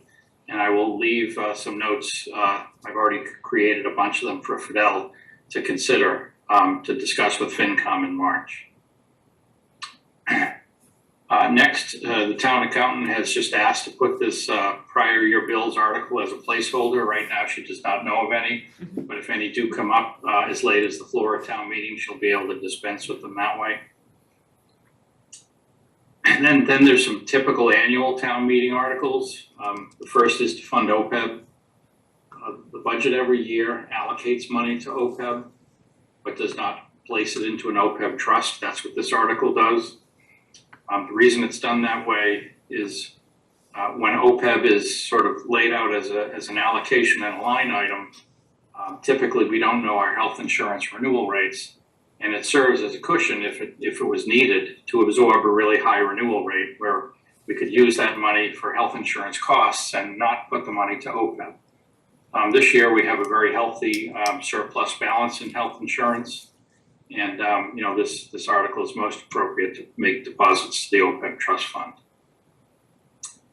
Next is if we were to get any funding, which I still believe we have not, to make a deposit into the town's 40R smart growth revolving fund, or I should say stabilization fund.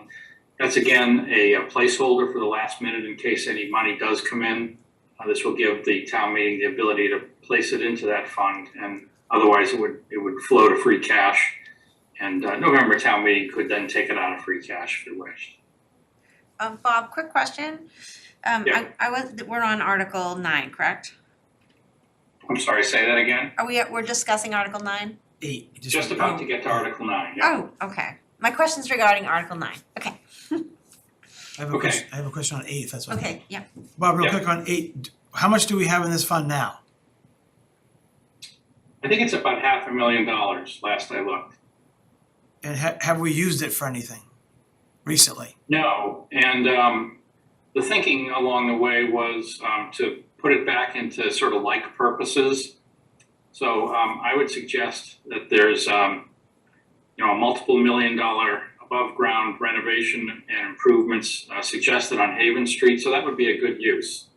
Most of the money was gathered from the 40R projects in and around the downtown, and putting it back into some improvements above ground, might, for instance, be a good use of that. So we can have that for November town meeting to ask to transfer the funds? Yeah, if I don't recall, it's always a timing thing. You get a certain payment up front, and then you get unit density payments as building permits are issued. So the timing, and there's a lag. Sometimes the state takes 3 or 4 months, sometimes they take as long as 18 months.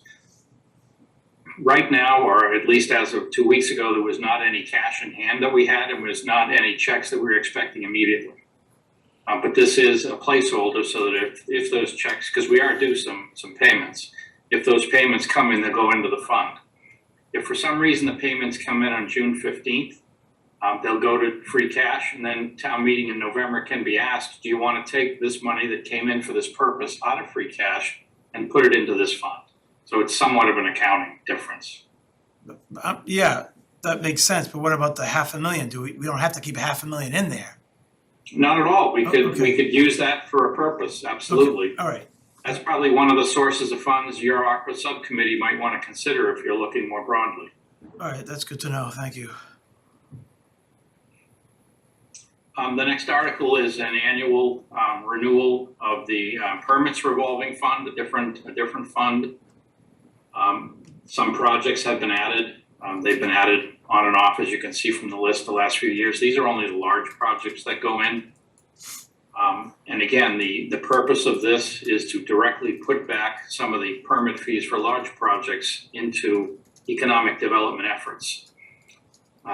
The spending limit was increased by a recent town meeting to $250,000 every year. It's under the direction of the town manager. In point of fact, about $200,000 plus or minus has always been put in the budget as offsetting costs, either to our economic development efforts or some of our inspectors. It's generally people who are closely tied to the reason this funding came in. So it's an offset. The balance for this one is significantly higher. I believe it's just under $1 million and growing. Did someone have a question? Karen, did you have a question on that one? I did. I was just, the more developments we have, the more awkward this article gets.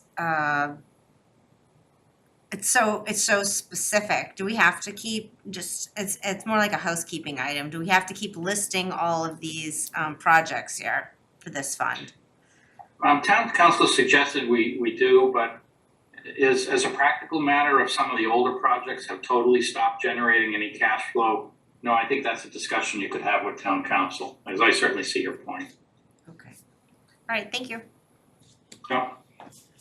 Article 10 is Reading's old-fashioned way of doing affordable housing with an affordable housing trust fund for which the select board and the housing authority sit jointly as a board should any money be spent.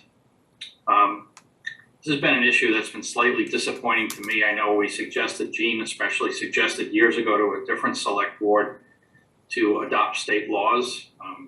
Reading's old-fashioned way was done actually as a pioneer before there were state regulations, but there's a better way to do it now. You have an independent board of commissioners that oversee it, and much more importantly, can raise funds for it. So we have a small balance in this fund with no real effort to increase that balance. So, perhaps sometime in the future, someone may make an instructional motion that might sound a lot like me.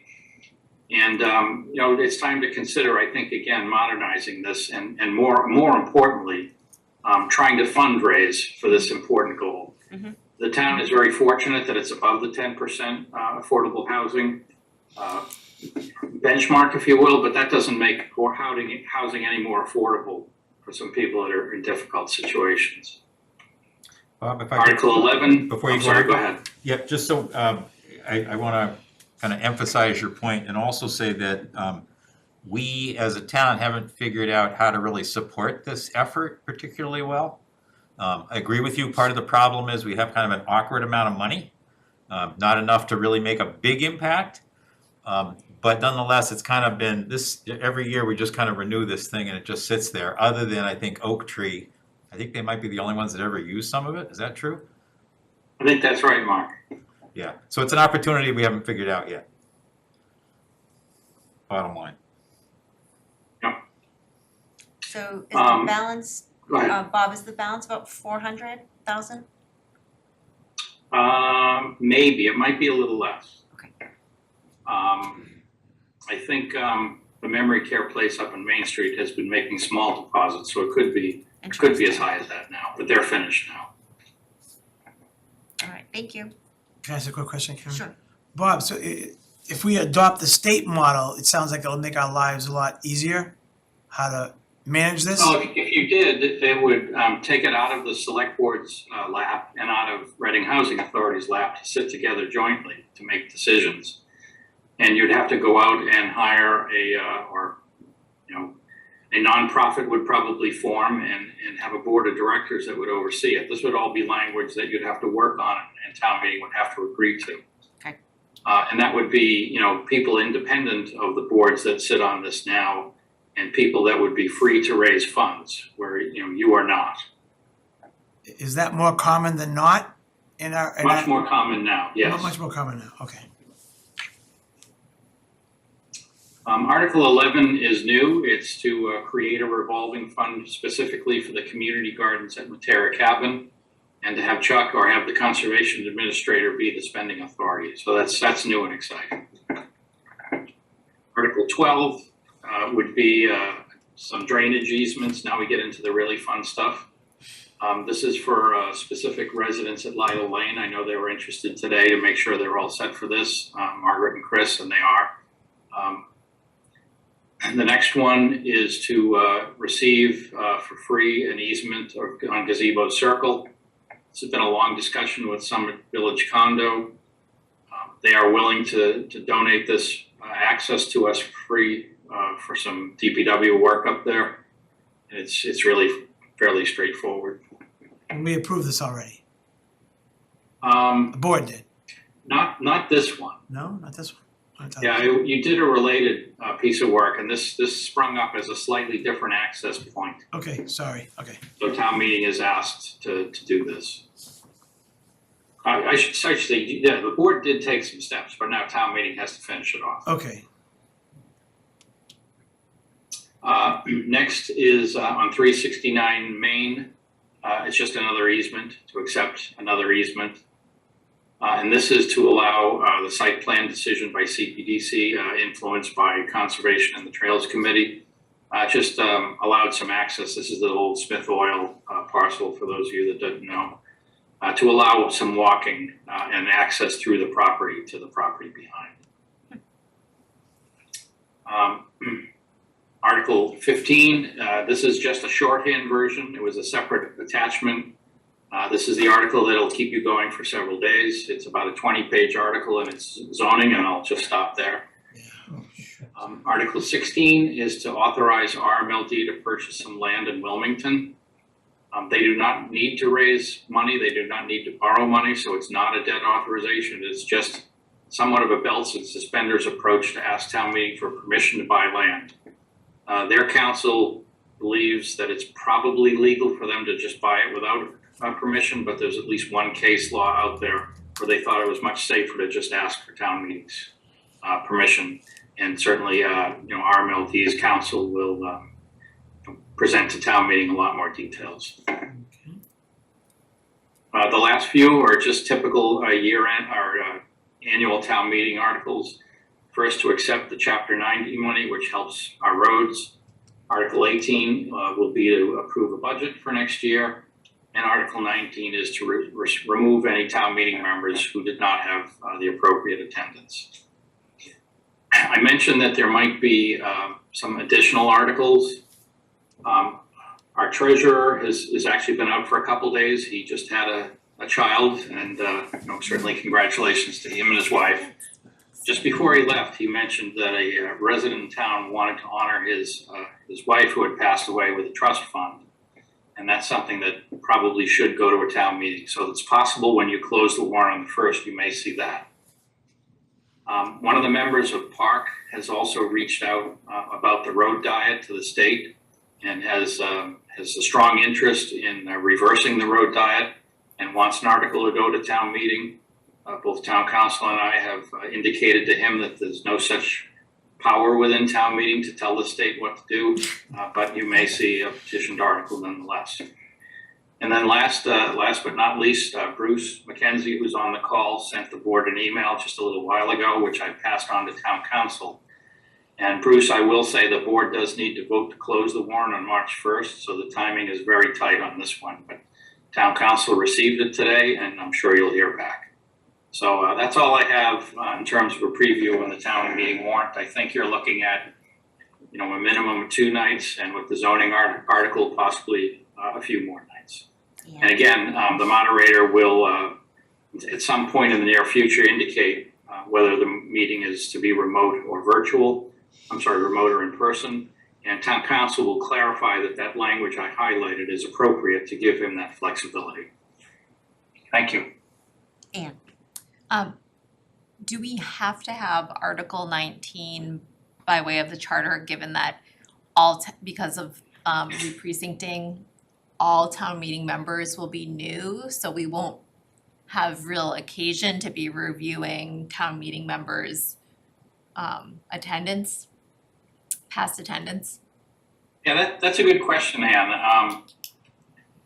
My guess is the answer is an illogical yes. We still need the article, even though it makes no sense. Yeah. I'll check with town council because there's no way that anyone could be thrown out. Right.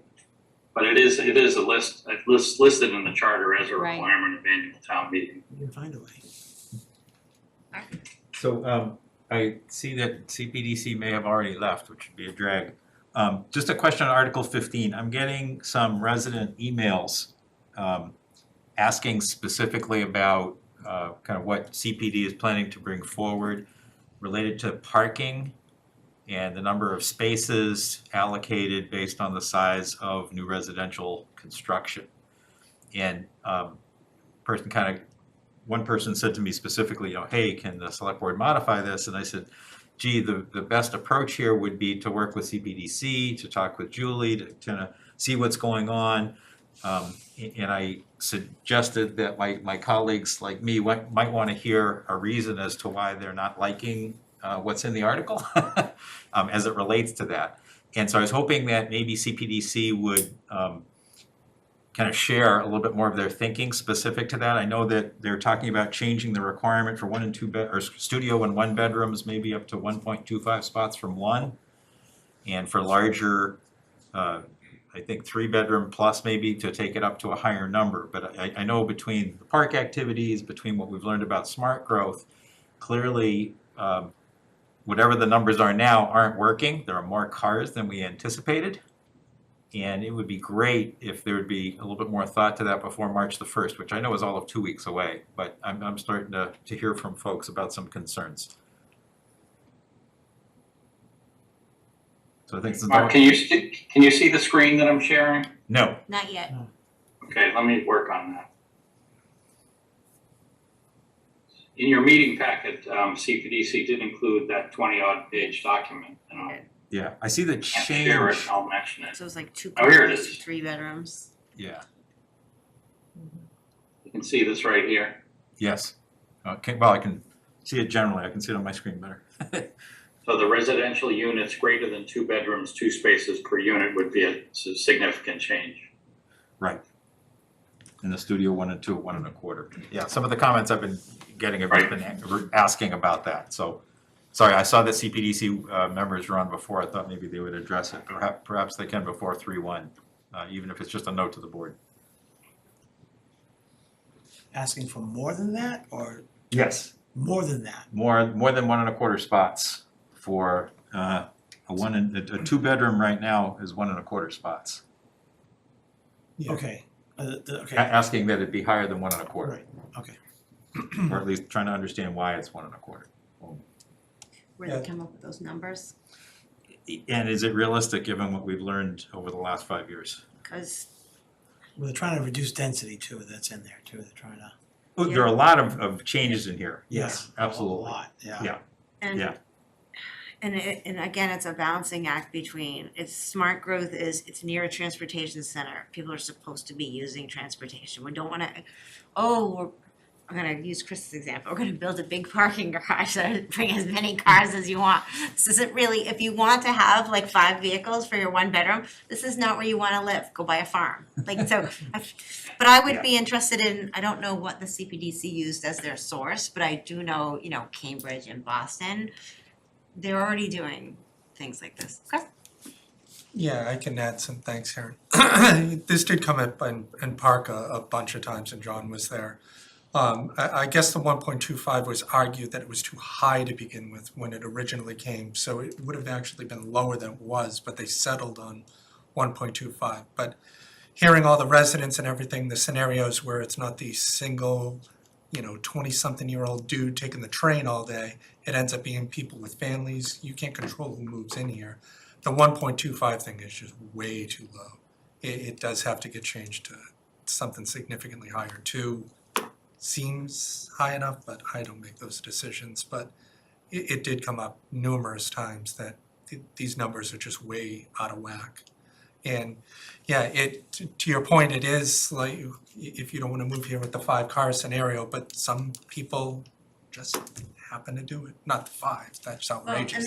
And you know what the other unintended consequences is gonna be if you allow more parking, there's gonna be more cars in downtown and people are just gonna complain about more congestion. So I don't know that there's That's why we go up. Yeah, and I think that, CTEC, I'm sure, has a rationale as to why they've done this. Oh, I'm And sure. they most certainly are gonna have to share it during town meeting. But it's already popping up, and I just thought it might be good to kind of start the discussion, I guess.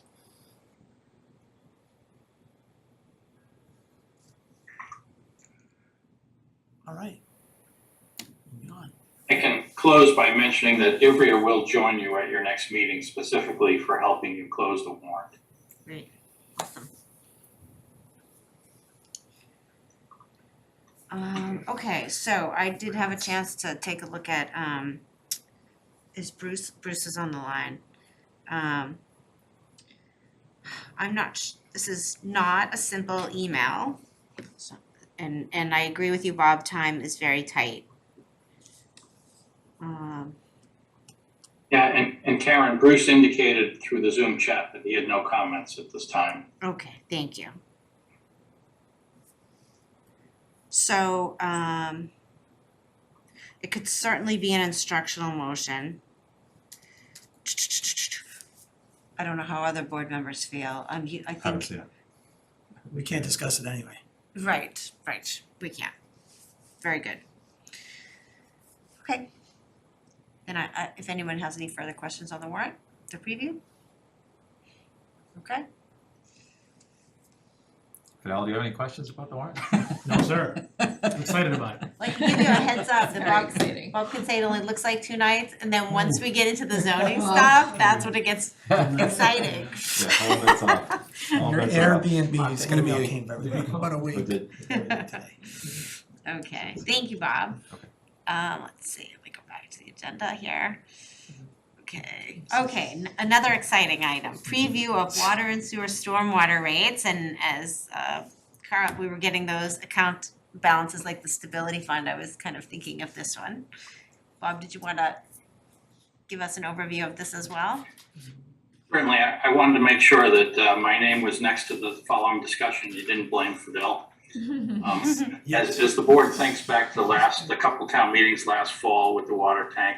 Mhm. And then initially an allocation of $400,000 to finish Emerson that then needed to be repurposed for an emergency repair on down at the Walker's Brook area, leaving Emerson still undone. The water department and the water budget is chewing through a lot of reserves. Mhm. I'll share my screen. And the water reserves were $5.5 million last July, and they're projected to be potentially just over $3 million right now. Wow, that's a lot. At April town meeting, there's going to be a request not to finish Emerson because that's still not urgent, but instead to direct another $400,000 of repairs down to Walker's Brook. In total, there's $1 million worth of repairs needed at Walker's Brook that was not on anyone's radar a year ago. This was 1950s water main that had not misbehaved in the past and all of a sudden started to. And as the crew started doing repairs, it was like whack-a-mole. They'd fix one hole and another one would open. And what they found was that the pipe was narrower than it was said to be in all the plans. So as soon as it starts to go, you can be assured that the rest of it's going to go. So they'd like to do, they've done between sort of Main Street all the way up to the Stop and Shop entrance, which is not a long distance, but that costs $400,000 under emergency procurement, which is very expensive. They would like to take another bite out of between the Stop and Shop entrance all the way down to at least the DPW entrance, just a little bit further, maybe to the Home Depot entrance. And another $400,000 purposely done and bid out competitively might be able to accomplish all that. And then in a couple of years, they believe that it will last longer and that the final section towards Wakefield can be done again in a couple of years for maybe $300,000. Emerson, instead of being requested at April town meeting, will just go into the operating budget starting in July. So there's no real harm in waiting 2 additional months for Emerson. Between that and what the board will need to vote to offset water reserve, use water reserves to offset rates next year, is going to take the reserve fund down, to the lowest levels it's been in some years. I've put together, DPW and I we spent a lot of time on the water budget this year, just trying to make pieces work and not have the rate increase be too large. We've skinnied up the budget about as much as we can. We cut $300,000 out of it just last week. And so the complicated numbers you see in front of you are simply the fact that through the water rates, there's a required billing of $9.2 million. If you didn't use any reserves, that would require a 25% increase in water rates from just under $11 to over $13.50. If the board at another extreme uses $1 million in reserves, you're still looking at a double-digit rate increase from just under $11 to just over $12. So I wanted to put that on your radar early. But the good news, and to offset this, at least to a degree, is that sewer rates can probably be much lower, certainly much lower. And potentially their reserve fund is in better shape. You could certainly use $650,000 and leave rates unchanged. The wild card in this that I've talked a little bit to Fidel about and quite a bit to staff is the way the MWRA sets their assessments has always been a bit of a puzzle, but this year it's really a bit of a mystery. Last year they increased our water assessment by 14%, somewhat out of the blue, but it made sense because our water use was off the charts as everyone stayed home during the pandemic the year before. And effectively, they had to provide water during the beginning of the pandemic, and they did not get paid for it by communities. So they had to, they always charge us a year later. So they needed to play catch up. I'm sure they had a revenue deficit at the start of the pandemic. But our water usage patterns now have not gone back to where they were before the pandemic, but have dropped off significantly from the high spot.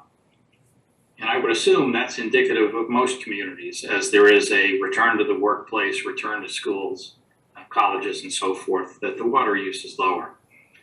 So, logically, I would suppose the 14% increase would be reversed, but so far the MWRA is showing no sign of that. They're predicting a 3.5% increase on top of the 14% increase. And that's all baked in these numbers, but that's potentially good news if they do realize that they do not need a 3.5% increase, and it could perhaps even be a decrease. Typically, the board has held a hearing to set these rates, generally in April. Once or twice, they've waited till after town meeting. The rates don't take effect until the November 2020 billing, which means water usage from the very end of the summer, say August or so. And it's always been believed since the rate change was moved to November, that folks understand what the rates are before the summer usage as early as possible.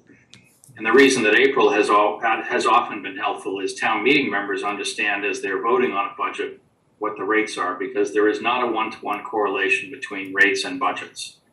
The budgets can go up 10% and rates could potentially go up more or less. And there's complicating factors. But I just wanted to put it on your radar that this is an issue that will be a difficult one to tackle this year. You can see from recent history on the right-hand side, combined rates have been very low for many years.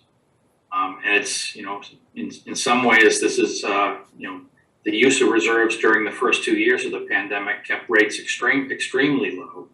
And just like the use of free cash creates a cliff, now you're at the cliff. And you've had the combination of a system that's had some needs. And, I'll conclude by saying it's a good thing we had these reserves to use, especially for the water fund. I don't know of any other community in our locale that would have $5 million to use. And if you don't, you have two options. You can use general fund money, or you can raise rates in the middle of the year. And I know Peter Heckenblecker told me once when in his early days that there'd been some sort of a revenue miscalculation and rates had to be raised significantly in the middle of the year. And he said, that's not an experience anyone ever wants to go through again. So again, I just wanted to alert the board. It's my fault, it's not Fidel's. And good luck to you when you go to set rates. Mark. So I saw a quote that I wanted to read. So that this goes to your point, Bob. Our aging material, 70 to 125 years old infrastructure is going to need diligence, and water rates will need to increase significantly in the next few years. Anybody know who said that? No. Bob. No, I think you're spot on. I think that, so the great news, and you kind of made the point of it, is that we had $5 million. And that's because over the last several years, we were prudent in moderating increases, but didn't go overboard.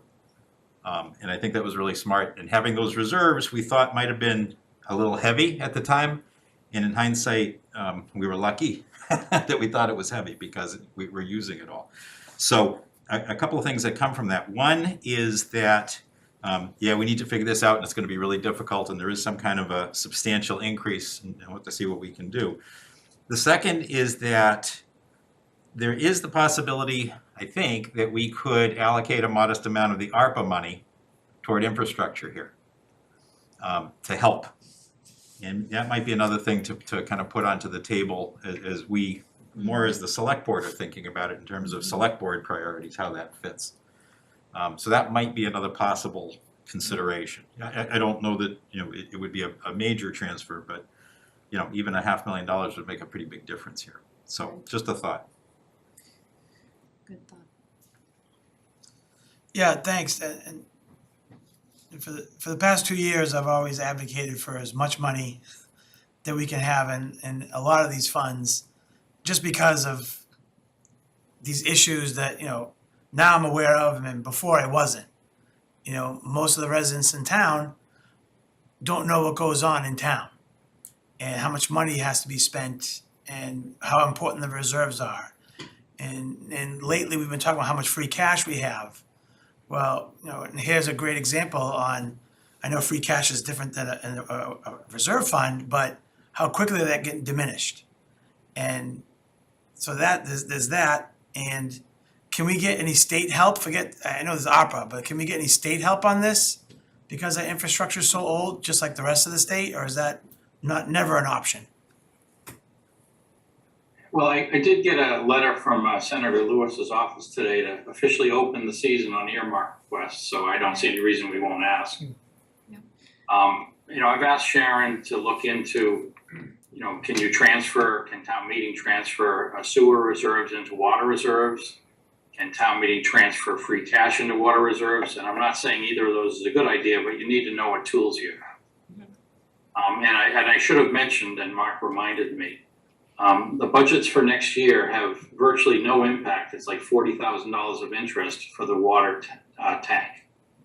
So that decision on ARPA does not impact next year's budget, but it will definitely impact FY24 and thereafter. Certainly the board could take a harder look at some of the capital for next year, such as a $400,000 emergency repair on Walker's Brook, and direct ARPA at that, and that would have a much more immediate impact. But again, fortunately you have a lot of different options, but unfortunately, no matter how you do it, the water fund is going to be expensive this year, the water budget. Chris? Thanks, Karen. So how much hypothetically is it gonna take to fix that area over there? Cause you're talking $500,000 to do like, what, 300 feet or some absurdly low number to be able to go where you're going. So do you, About $1 million. so Bob, like what's the total to fix that whole area that's over there, would you say? Oh, we've already spent just under 400,000. We're asking for 400,000 at April town meeting, and then in the budget in FY25 will be another 300,000 that would finish the job. So in theory, it's in the $1 million ballpark. But I will say, and this is no surprise for anyone that watches the news, between inflation and the supply chain, things are getting a little bit dicey. So, we used to have a pretty good handle on what things would cost and then add a little bit of contingency. It is really hard to do that right now. It's impossible to say that, gee, if we wait for 2 years, things will be cheaper. They may be. The market is in such disorganization right now. Yeah. The town engineer was just talking to me this afternoon about some specific dislocations in the market. So I think that, generally speaking, in terms of capital projects especially, the town just needs to be very flexible. It's been designed partly because of the change in town managers to sort of relax needing new projects approved for a couple of years. There's no reason to borrow. And there's plenty of work for the current staff to just take care of things that have already been approved. So it's a nice time, if you will, to have that dislocation, but we have not been out to the bid with everything yet, so it's still hard. So to answer your question, we think it's $1 million. It could be $1.5 million.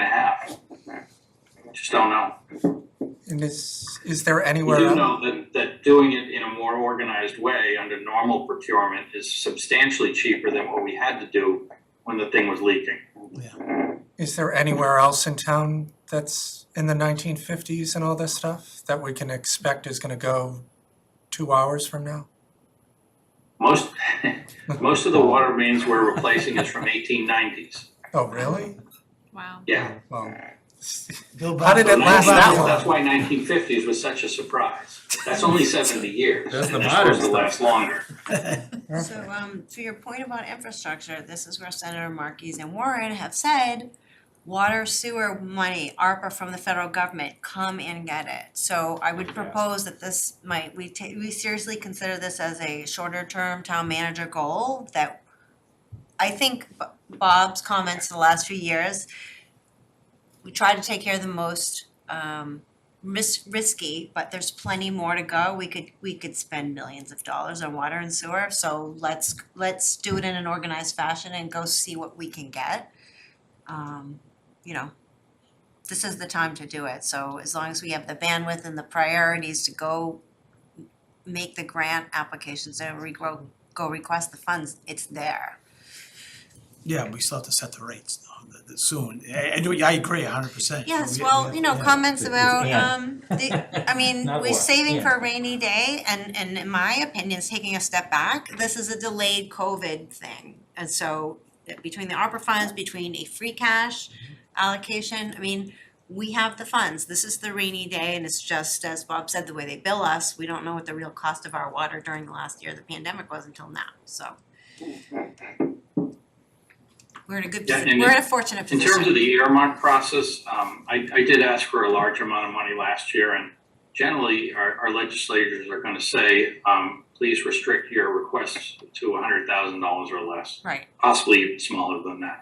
But Karen's right, the state's ARPA fund, as well as the town's ARPA fund, there's no limits on it.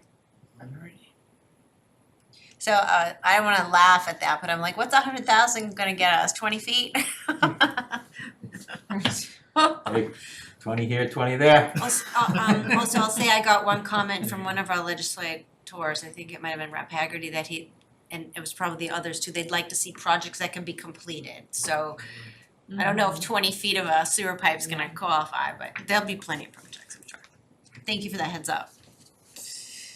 Okay, water's important. All right, any other questions? Okay. Where are we now? Town manager goals. Okay, thank you. What page is that? 85.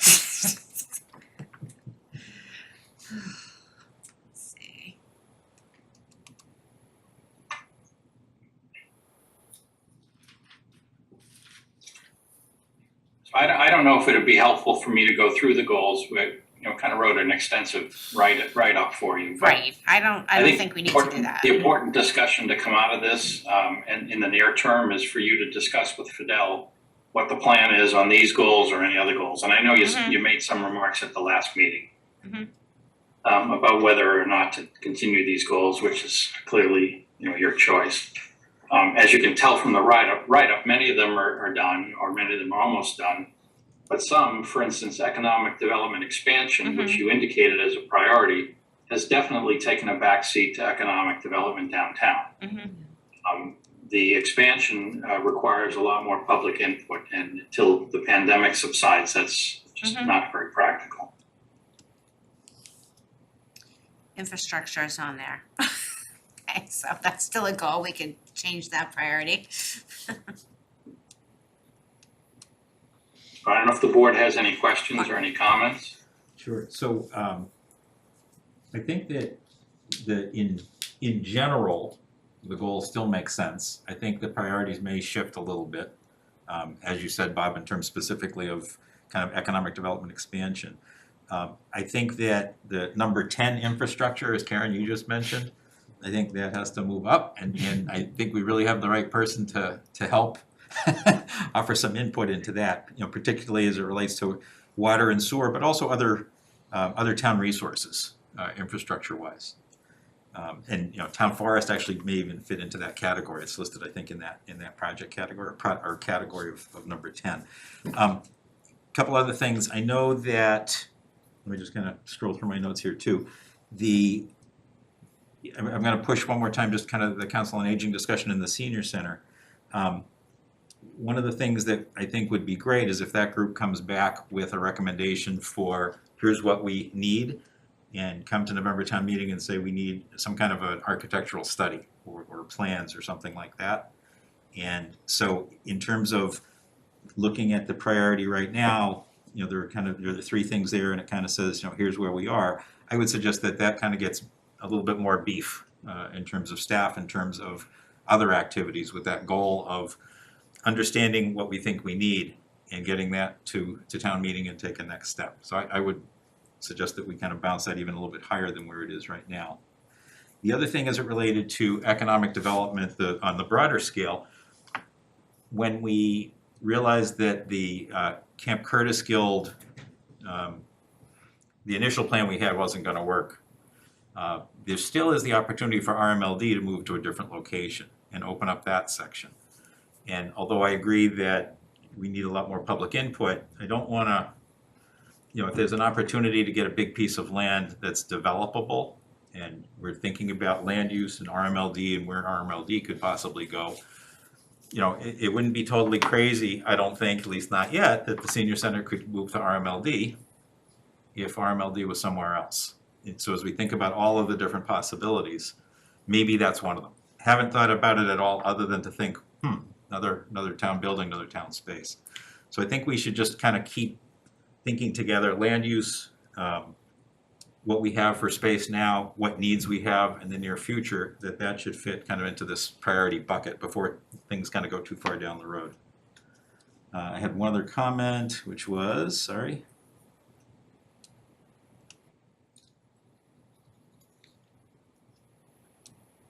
No, I think actually that was my general set of comments. Thanks.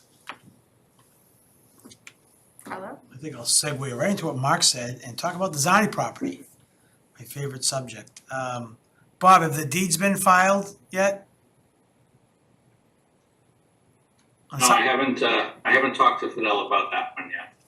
All right, so I mean, for me, that's been a, sticking point for a while, and until we know it's delineated and exactly how many acres or square feet we have to build and how many square feet we can do fields and parking or not, that is a big piece of the puzzle of what Mark is working on as far as moving different pieces and moving different areas and doing some of what we have. I mean, I know Oakland Road, we spoke about last time as well. Is this under expansion? Which town manager goal is this, are you thinking? I was just kind of piggybacking on what Mark said, which was, thinking outside the box of, you know, what buildings we have and what pieces of land we have. For the recal. Yeah, or other, or. Yes, okay, yes, fair enough, yep. And or other, so I you know, Yep. we'll talk about it later, that I know Yep. it's not specific to this listed, but it's part of it. It could be, yep. Okay, other comments? In terms of Mark's comment about not missing opportunities, I did have a follow-up request from the folks at RMLD. They are prepared to set up another meeting for us to go down there and talk to them, so what I need from the board is, I scheduled an early morning meeting last time, not because I love getting up in January, because I thought maybe most people might be able to attend, but I'm open to other times, so I would, and they were talking March, April timeframe. So we need to all come to the table as a board to really move that along, and they definitely are willing. So Can I ask a question in terms of the possibilities that kind of what's going on in that space now, so that we can think about it, and they're still open to, hey, we can go somewhere else? Is that kind of the core? you weren't there that. I was there that day. You were, so we saw the antique building, it's empty. Yeah. It's completely empty. Completely empty. Brewery. Yeah, whatever, What's sure. on You mean empty as in wide open? Oh, or- yeah, it looks like you could put up a basketball court in Like there, an it's auditorium, completely like a- empty. like an They're not even auditorium. storing anything in there, it's a historical building. Wow. It's cool. So, yeah, so I guess they sent out doodles and I don't know what the best way is to find a time for us to meet. But we can advance that potential for economic development or keep it moving anyway, as long as, as we're able to get to them. Okay, Karen. Yep. Oh, thanks. Yeah, it's this 7:45 thing, I wasn't able to make it because with kids getting them off to school and in daycare, it's impossible, so for me, It was it's gonna be. 7:30. Yeah, same difference. It was January, it was 7:30. So, Okay. yeah, anything after 9 works. But to Mark's point, I'm on board with the brewery, maybe the barbecue / brewery. Curling center? Axe throwing. Yeah, the curling center. Oh, that's gonna happen next year, I'm telling you. Yeah, okay. That's gonna So now we're kind of moving from the seniors goal to the economic development Yeah. expansion, I take it, so. Sounds like We it. could somehow pay for the water. So I mean, so Bob had said that goal has sort of taken a backseat to the downtown, but it sounds like that's sort of still a strong interest of the board. We've worked hard to get this momentum going. If we, we should keep on going. I don't think it's gonna consume all of our bandwidth, but I'd hate to not be able to seize that opportunity. Yeah, I agree. Why are these, I don't understand why, board's 3 highest priority goals are shown in red. Okay, so we covered employee attraction and retention, so you'll still be working on that, so that's fine. We're still working on the seniors goal, one way or another, and yeah, we're in economic development expansion, that area. So infrastructure, maybe infrastructure needs to be red.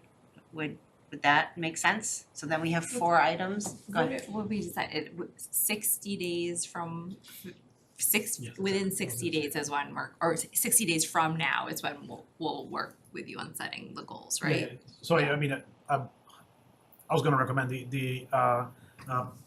taking this document, so I do have 60 days to bring to you what I think are the goals, and we go through a similar process of ranking them and then putting some timelines to it, some deadlines, some metrics, right? I mean, like into the goals, and going from there. Works for me. Sounds great. Yeah. Sounds good. Okay. All right. Is this the transition item is next? I think so. Okay. Excellent. You know what? Unfortunately, we're not gonna have two town managers every time, which has been great. Okay. So I'm not sure, actually, yeah, so I think this is a you and Bob, Yeah. item. You guys have been discussing this. Okay, great. Yeah, I mean, so I'll chime in. I mean, I think, the main priorities for us, obviously, to transition is the warrant, right? I mean, which has to be done on March 1st, and Bob has been incredibly gracious. I mean, he's handing me a finished budget document. I mean, and there he is.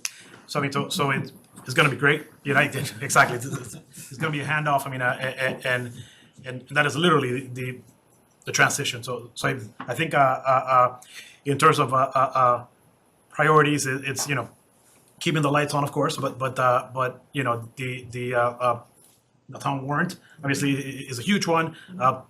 FinCom in March, so you know, bringing the budget home, and then town meeting in April. So if we can accomplish those things by you know, April, I think we're in the home stretch at that point. How are the two of you planning to spend these 2 weeks together, by and large, to kind of hand things off, or what are sort of the plans? And I know you've met even prior to this, so this is not, you know, yesterday wasn't your first time meeting, I know, but No, absolutely. Yeah. So we've been you know, basically talking to each other all day. I'm sure Bob is sick and tired of me at this point. Like I get an email, I just run to his office and Not at all, you're doing all my work. no, and I ask him about it. So I think the you know, I'm trying to soak it all in. I think there's a bunch of categories, right? I mean, like the operational aspects, I think are going to come up, you know, and the support staff is going to be very critical. I think the again, it's the warrant, right? That's a huge item, and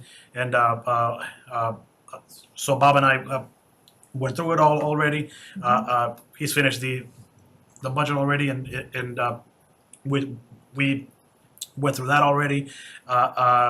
We went through today the financial projections. So I think to answer your question, I mean, we're sitting next to each other, and we're still getting in. I mean, yeah. great. Bob, this is a small thing, but just in terms of town meeting presentations, I don't know if you've talked to Fidel a little bit about like the kinds of presentations you do for different warrant articles, and obviously he'll have his own style, but how the town manager presents some of the articles. We really haven't. I sent him links to where a lot of files are stored, so that he can start looking through past town meetings, past the warrant into the warrant report, which has background information, and then presentations. You know, it's up to Fidel and the department heads to decide how to handle this town meeting. Right. I think it would be challenging for Fidel to do the whole budget presentation. Sure. He could, Sure. but he also has department heads that can Right. help him out. Right. Much like they gave the presentation to this board in December. So, you know, we have a lot of good tools. But there's no one item that's really difficult, it's the volume. Yes. Jean was very helpful, and we put just a little taste of it in the packet of creating a calendar of what to expect between now and December. We only gave you a few months as a sample. And then additionally, there's that's sort of an external calendar, meetings and Right. public things. And we have an internal calendar that I haven't shared with him yet, that's got another enormous listing of things that just recur. No matter how we handle it and what we do, there'll be things that come up that we just think Sure. of. So he knows where I am. Sure. He can find me. And I know certainly the town moderator, Alan, will be a resource when it comes to town meeting too, in terms of like what the typical flow is then, and the town manager's role. And that's why I thought tomorrow it was important to meet with Alan. Yeah. Sort of a pre-town meeting, since we'll both be here. Right. And I know he's already met Alan a couple of times. sometimes. Right. They can run together and I'll watch. Because town meeting is, I've been doing it for 26 years now, it's second nature to me, but it's, if you've never done a town meeting or been to a town meeting, hopefully it's in person because those are easier. It's still a lot to digest. Right. Yeah, and I know that Alan has shared that maybe he wants to condense the amount of information that is presented, like not present things in writing ahead of time, and and give a town meeting an opportunity to ask questions, rather than sit through items. Yeah. Exactly. Yeah. So that's Yep. that's something that we've Makes sense. talked about. I mean, and it's a balance, of course, right? I mean, like Right. how much is too much, and so we'll figure it out. Sounds good. The budget document itself will look very much like last year. It didn't seem to be a point of doing anything radical. No. Okay. And then after that, Fidel can do what feels best. Certainly, the comments I've received from people over the last 3-4 years, especially, is more summaries, please, less detail. Yeah. And then every so often, it's where did this go? Well, it's now in summary form. Right. Yeah. One thing that I think would be very helpful in detail is to make sure that you're feeling comfortable with the capital plan in particular, and pretty detailed on kind of what they are, why they're there, and how that's structured. So I hope that's part of your kind of discussions in the next few. Yeah, I did spend more time than typical because, I am leaving, in explaining more of my thinking about capital in the written word so that everyone can read it and doesn't have to just imagine what was he doing, what was he up to. Now it's in writing, so it's there for all to see. So the section's almost twice as long as prior years for that reason. And it lays out a lot of the things this board have talked about in the future. What about this, what about that? And it just kind of gives a sketch of things that need to be decided. So I think this town meeting will mostly be the zoning article, though. All right. All right, I think we're good. Okay, thank you. Let's see. Future agenda items, is that right? Oh, yes, because we already, does anybody want any more cake? There's Any a more current thing- agenda. Any more Thank Bob's cake? Okay. Jackie, could I ask you a favor? Could you capture future agenda items for me because I didn't bring my notebook? Or can? All right, thank you. Okay, discuss future agenda items. So, as I said, I alluded, I think the Trails Committee needs to swap out a member, so you may need to have one more meeting, at least one more meeting of the VASC to do that. So we'll just monitor that. You brought up something. Yeah, so March, where are we meeting in March? March 1st. There's another one. 22nd, 22nd. 22nd. Yeah. To get a report, an update from Recalc. Okay. If you want to do it in advance of town meeting, I think that's kind of the last chance. And then if there's going to be written report versus verbal. So we have to just figure out maybe when you guys are talking to Alan, what's the timeline for reports and getting that mailing? If you're gonna do something in writing, a deadline for the printer would be the first couple of days of April, just so you know. Okay. In order to get it to town meeting members a few weeks in advance. Perfect, thank you. Jackie will know. Thank you. So the community garden folks, I think they could be ready by March 1st. So speaking of town meeting, the proposed ARPA committee, or the creation of the ARPA committee. So the library trustees had a vote on Monday. I haven't heard that they didn't want to be on the committee, so I assume we'll get that member. Andrew. Oh, volunteered. good, thank you, wonderful. Andrew Grimes volunteered. Yeah. Wonderful, good. So I think it had been proposed in our discussions with FinCom that we would give town meeting an update on that. So just have to figure out how to do that. The school committee votes Thursday. Yeah, I think they're just gonna go with they already know. FinCom tomorrow night. And then per some of Bill Brown's emails, has either of you looked into Yes, he's not correct. We can appoint whoever we want of our body to whatever we want. Okay, that's fine. That was, I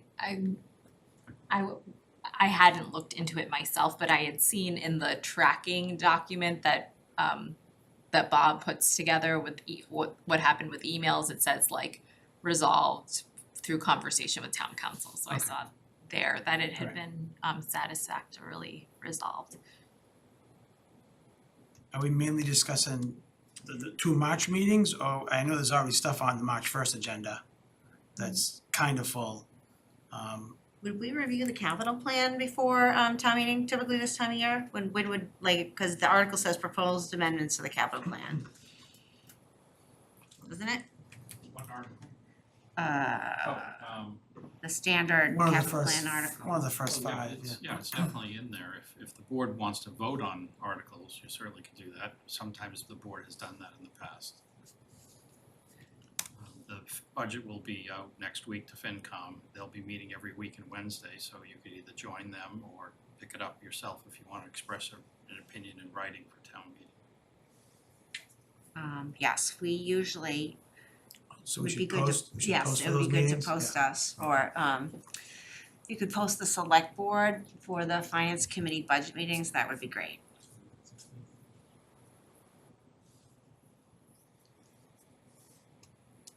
Are we gonna have any future discussions between now and April about Oakland and Zani? I don't see it on the next couple of meetings about what. More so Zani, Oakland, we know what we have and all those geological studies and all that stuff, but Mhm. I don't know how much more So time. I think, I I mean, do have a sticky note on my desk. I was gonna wave it when sticky you note. went. I haven't given it to him yet. Sticky note. So as I recall, I think Bob, you had said you needed to check with town council to see exactly where Zani was, so you could also reach out to Ivrea as well. I don't know, and then you could let us know whether it's appropriate for us to, whether we need a little more time before we put it on the agenda. Yeah, I think the deeds need to get recorded first, from, if I stand corrected. And, good. I had heard from Amy Lannon and I'd seen sort of reflected as well in Bob's update on the social justice town manager goal that the director position at the library has been successfully fulfilled, although the person has not started yet. And I saw, Bob, that you said that the person would be starting in March. I don't know if that person would have started by our March 22nd meeting, but if they have started by that time, maybe we could invite them, like we have for some of the folks who started with the coalition, et cetera, to come in and introduce themselves. Oh, okay, sure, like the health director. And the health director, yep. Okay, that's a great idea. Can I go back to Carlos, but I'm wondering if we probably should have a meeting to discuss kind of how we think we want to proceed. It would be great to have information first on what's buildable and how much space. Yeah. But then I think the next step probably comes back to us to say, okay, what are you guys thinking about? What are you folks thinking about? Excuse me. What might be. Yeah, we need a process, once we know, and then, okay, then the building can be this many square feet, you know, and then this many levels, then we know how many square feet we can build of whatever, but until we know, I think we need a process of, okay, this many acres is this and this, wet, dry, whatever, and then, okay, where do we go from there? And then we open it up to, you know, us first, and then we incorporate it into some public input and other boards and committees, and just see, you know, we had the community of us FinCom and school committee about, you know, what our needs are, what our wants are, and especially pertaining to buildings and space.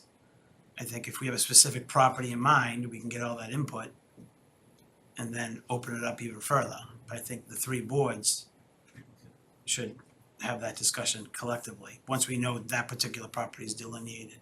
I'm wondering, well, two things. One is I think that's what we should have as an agenda item, to talk about that, what the process might be. And I think part of that discussion could include whether it's kind of properties first, figure it out, or it's needs and ideas, and then look at the inventory. Yeah, But that's a good discussion. yeah, I I'm think not that- suggesting, I'm just saying that's a discussion. Yeah, that, I we think, wanna I've been wanting that for a long time, but yeah, that, I don't disagree with that, yeah. have. So I think that's a good agenda item. How, could you rephrase that? So it's kind of discuss the process of needs, priorities, and land use. Did you get that, Jackie? That was short, good, thank you. Probably gonna need a half an hour for that one.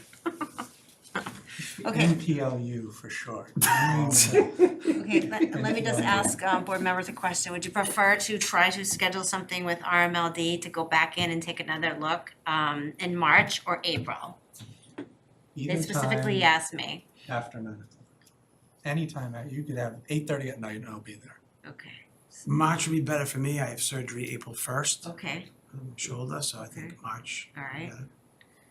Okay, we'll try another doodle and we'll try, I'll be thrilled to do it after 9 if we could. Yeah, it just Yeah. wouldn't have, if it's more, we just wouldn't be able to have like a conversation about like future uses. No, we're just doing a walkthrough, right? If you could just do a tour, yeah, we could just do a tour. Yeah, The no conversation we'd have to bring back to like an open meeting. Let me go back and I couldn't find the email here. They wanna take it to, we already did the tour. So we could schedule you guys a different, probably another tour, so you could take a quick look at it, I suppose, but they wanna take it to the next level. Like, they wanna have a conversation with us, a joint Then it just meeting. needs to be posted as an open meeting then. Yeah, that makes sense. okay. Yeah, that's fine. I'm just trying to figure out when and where. Like, we could even do it a Saturday. I don't know if they're willing, but yeah, okay, so it might be a posted daytime meeting. I misunderstood, it's not, so it sounds like more of a formal meeting. Yes, yeah, so we had the tour and Yeah. actually she sent us an overview of the property, didn't she? Didn't she give us paperwork? So we could share that with you if we haven't already, I can't remember.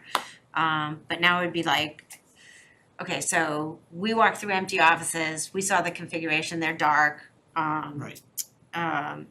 They're perfectly willing to go somewhere else. We know how big the building is. The historical building, we told you is empty. I mean, so the next step would be, so how much space is there and what would we wanna do with it and what would the process be?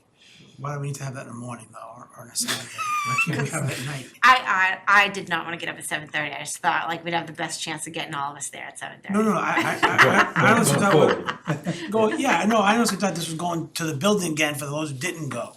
Okay. So now I'm the impression this is a formal meeting that we're gonna post, Yes. like Ian said. Yeah, Is not gonna be in the it'd be morning. more of no, it doesn't have to be in the Okay, morning. all right. Are you still like, would you have lunch in Reading? Like, are you still working remotely some days? Could we do a lunch meeting, for example? So I'll be going into Boston Wednesdays and Thursdays Okay. going forward. You also only have me for another month as a board member, so. Okay, that's true. Okay, all right, well, even if it's 4 out of 5, A month and a that's half, great a too. month and a half, a month You and a what? half. A month and a half, you have me Oh, for a month and a half. yeah. Just in thank time for you. the water rates. Yeah, you're not leaving until we deal with the water rates, how's that? Lucky you. Okay, hold on, okay, Know the Ian exact is date, but going to let me Boston know. Wednesday and Thursdays? Wednesdays and Thursdays are Okay. my usual. Alright, thank you. I'll try not to do that and we won't do it at 7:30. If we can do lunch and learn. The NPLU. I mean, it sounds like though this could be an evening, like it could be added to one of our evening agendas, right? Or you think it just needs to be its own meeting, cause it's. I think it needs to be its own meeting. Okay. But I will, now that I've at least talked to you, I'll just share the request that went out so you'll know exactly what I know. And we'll just come up with a time that works. And I'm sure you could, the folks that didn't get to see could take a quick walkthrough of the office and so they have a warehouse, a giant warehouse rented, that's rented, we don't have to deal with that. And they have, and Jean accompanied us and Phil accompanied us, and they also have, the trucks, the giant garage where the Garage, trucks yeah. are. You guys missed a really cool, oh, sorry, you missed it, but anyway, so there's a lot of opportunities over there and, the businesses in the area, according to Jean, they're ready to go. They're ready to do something as well, so, okay. And the That's it. historic building would make a really nice cultural center. It would, it absolutely would. Doesn't help And- raise money, but Yep. Poor Ruby. Or a senior, I don't know, we don't know what we need for a senior center, so I don't know. Or, you know, maybe So actually too, Jean and team had put together some initial ideas Yeah, in terms of development of the area. Yeah. So, it would definitely make sense for them to be, Yeah, they we hired should consultants for be, that, yeah. they should be at that There's a lot of information out there. potentially noon time meeting, yeah. okay. Any other future agenda items? I had a question, I don't know if this was a typo, it says discuss, town manager termination, shouldn't it be discuss and vote? That's not on tonight's agenda. No, for March, we're talking about future agendas, right, still? Future agenda items, yes. According to Sharon, we need to, do something by March first. Sharon asked us if we would, we're not, you received information from a town council, we're in no way obligated to do that, but it is planned for March first.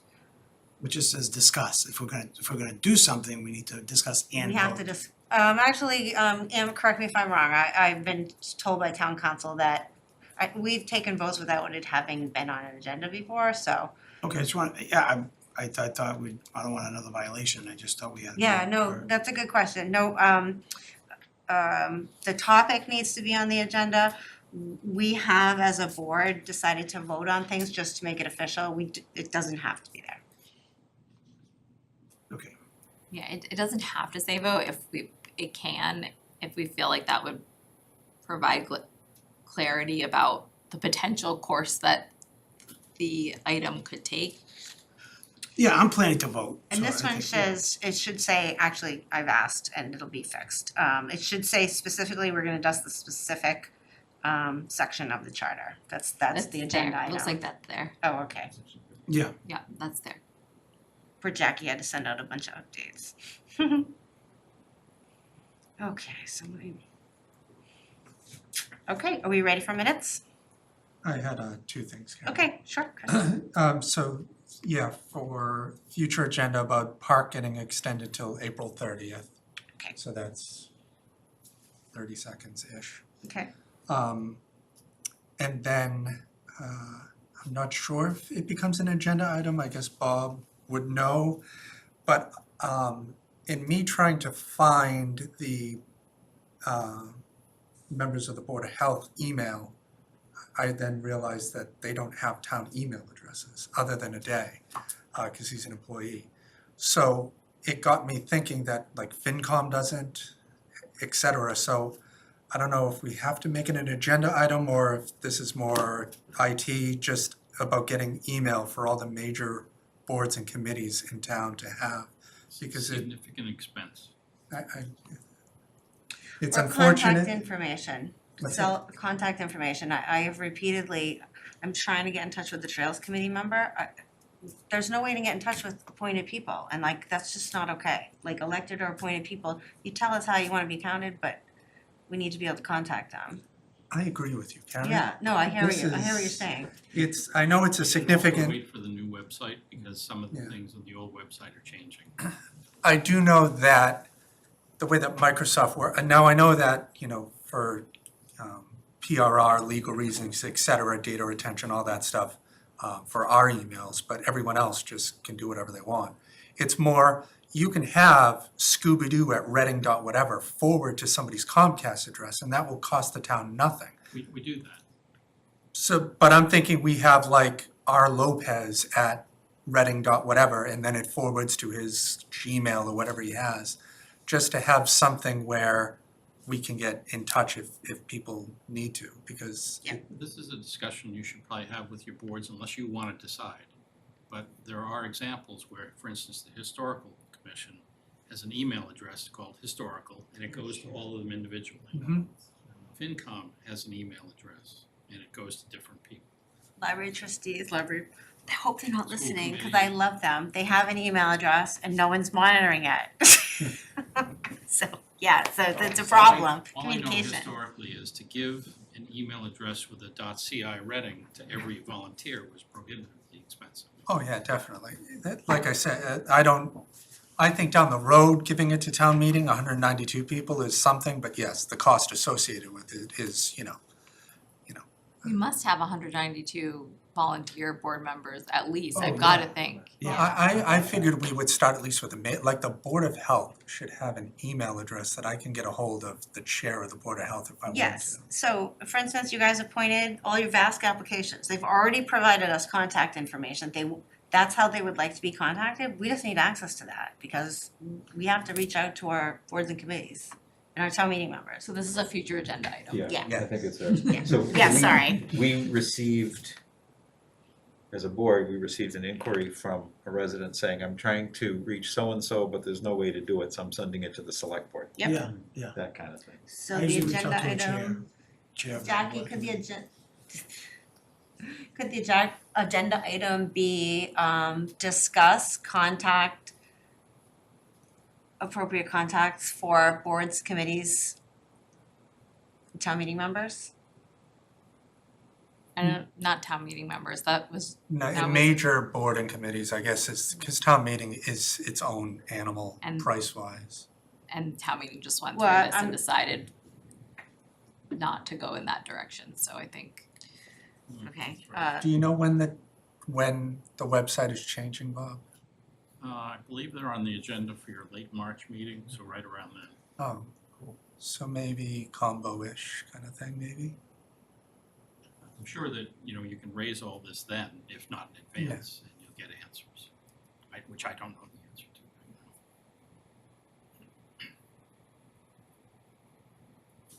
now. okay, we ready for minutes?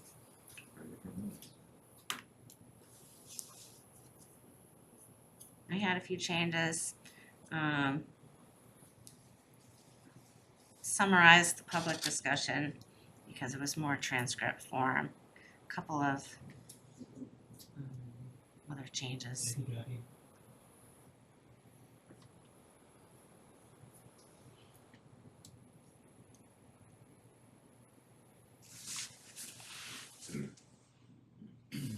I suggested taking out staggering because I thought it might be perceived as a select board expressing an opinion on a board that we don't have a budget that we have no purview over. Yeah, I don't, Oh, that's like, it was staggered, the Staggered approach is what was I said. staggered. Yeah, 'cause Not I- like, oh, it's staggered. Okay, that's what I And saw, I I was like, didn't- oh, I don't know if we wanna say that. I didn't actually attend, I watched it, so maybe there's a clarification that. Okay, that's a good idea. Okay, staggered works for me, thank you. But yeah, it was staggered and I didn't attend, I watched it after the fact.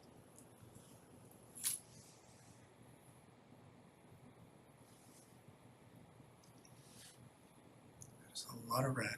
Yeah, we're supposed to read that, I'm not gonna be able to do that. Maybe an email's a better idea.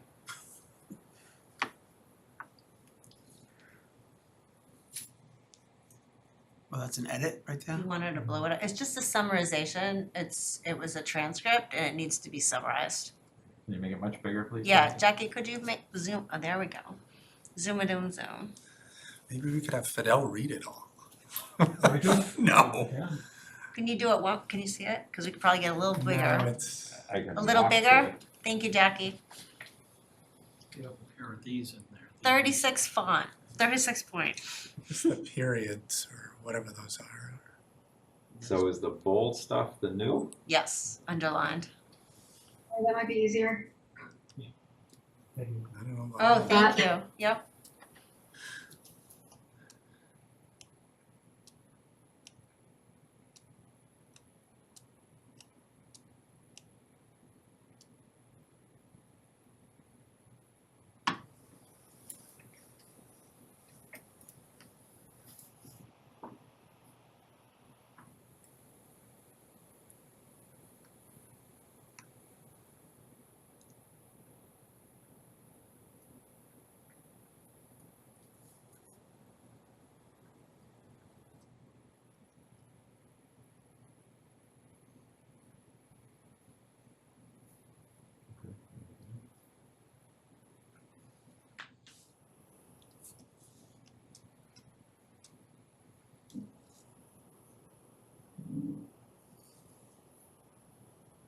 Move on to the next change.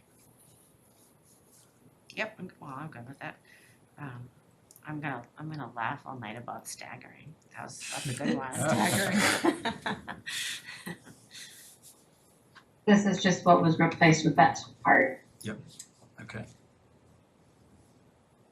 I kind of feel like the original is what was said, so. It's two transcript form though. You get down to my section at the end and there's like 2 sentences just because it was the end of the meeting. I mean, we don't do transcripts of public comment. Well, it's, We don't do I mean, it's transcripts of not anything. it's not a transcript, I do think it's an accurate, like, description of what was said. Yeah, I summarized it. It's not inaccurate, I summarized it. It's too much. In any event, I think it has to parallel what we do in other cases, so there's some other summarizations that take place later on. So I think we have to have one style. One can't be more detail and another less, Yeah. they should be similar. So it can be the more version or it can be the less version, but it can't be one that's the more and the other that's the less. Can you go up then? I just wanna make sure that the summary is accurate. It's been an ongoing problem though, Mark, that's the problem. Which, the We summary? haven't really stuck to. Yeah, but in the same document. Yeah, I know what you're saying, yeah. I think Jean was just pointing out things and I know what Karen's saying. So I think she said she wanted to address a comment made during the select board meeting, so if we can just change it to that, like she addressed a comment made during the January 18th, 22 select board meeting. Yeah, it's good to get the date in there. Cool. That makes sense. But I don't think it's by some members of the select board, I think it's a comment made during At the the last- January 18th. Okay. Yep, made at the 22 January select board 18th meeting. Yep. Okay.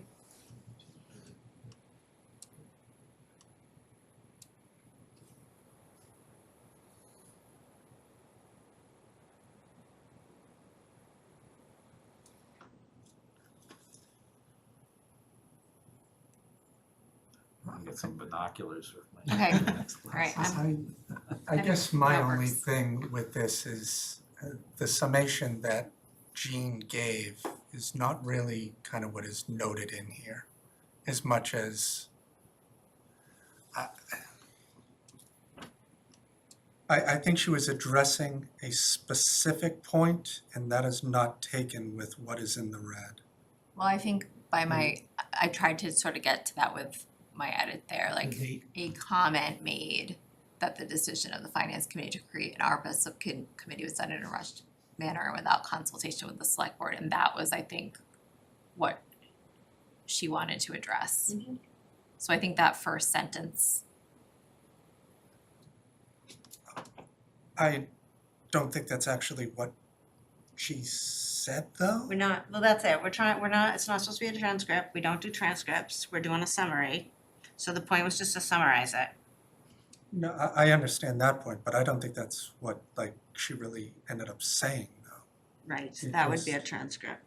well, Not just it's not a transcript, that's only a couple sentences that are up there. That's right. It's a summary of who came. that's what, I mean, that is like effectively like the third.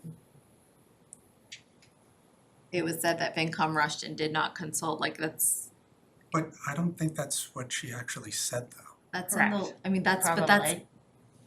But like, how can it that's be? also in, And You don't like I think she said, I said very that? rarely ever have edits on minutes because I think, it is what So it do you is. not think that that's what she came to the meeting and that was her purpose and that was the summary of what she spoke about at length? But it's more of, I think the minutes should reflect the substance of what somebody said. And if Jean said that if the board didn't get consulted and all that, like, no, because I had zero issue with what Jean was saying. So to loop everybody in to the thing, into the whole description isn't what she did. How are you looping? What do you mean? What do you mean looping everybody? Because it says that the was done in a Russian manner without consultation with the select board, which that's not what she said, though. she said that she wanted to address that a comment was made that,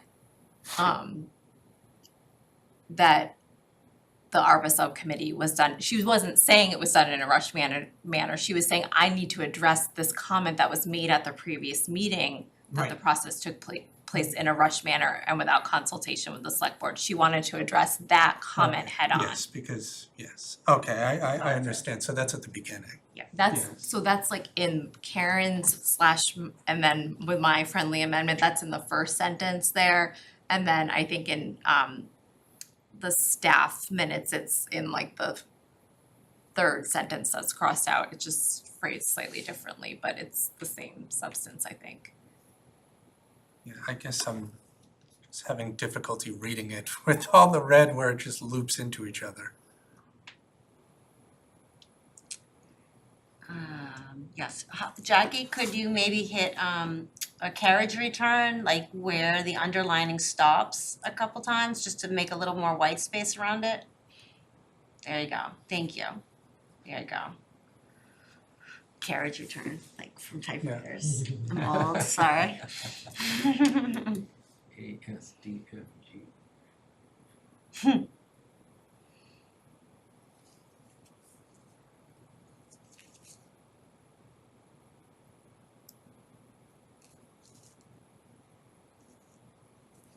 I thought we were gonna get out of here early tonight.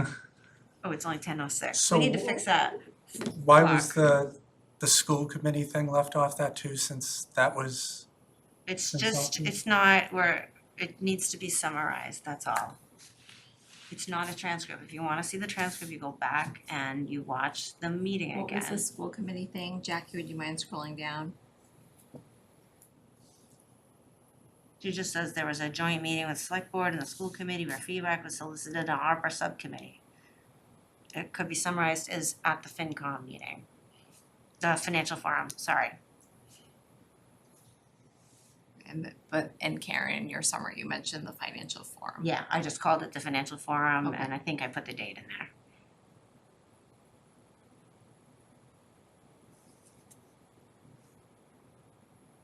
Which means somebody could also go look at the minutes for the financial forum and see everything that was discussed then. Did Jean mention the date No. in her comments? Then maybe why don't you just say the financial forum? Yep, it's fine For with the me. fall, did she mention like when when that meeting was? Cause I can't remember, I know obviously there were a couple of financial forum. It was in the fall. I know- Originally Wow, it definitely said, fall. So just say, okay, Jackie's original note said October, so I Okay. changed that to 10/20 because I go back and read Okay. meeting minutes, so I'm like, if you're looking at this meeting minute, you're trying to trace what else happened, like it just makes your life easier.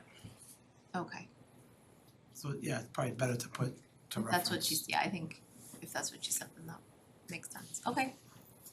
I guess my only takeaway from it is that it just seems as if it's changing what somebody ended up saying, because these details aren't in it with October and all this. I understand from a, let me look back 6 years later, meeting minutes, absolutely, October makes sense. It's just, it's adding stuff that wasn't actually said. Well, was it though, or it was in Jackie's notes of October?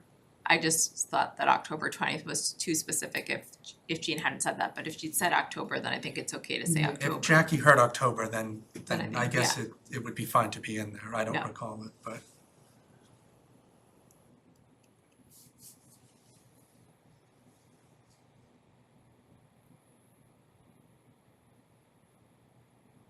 Alright, you good? Mhm. Alright, thanks. Alright, I think you can keep going, Jackie, thank you.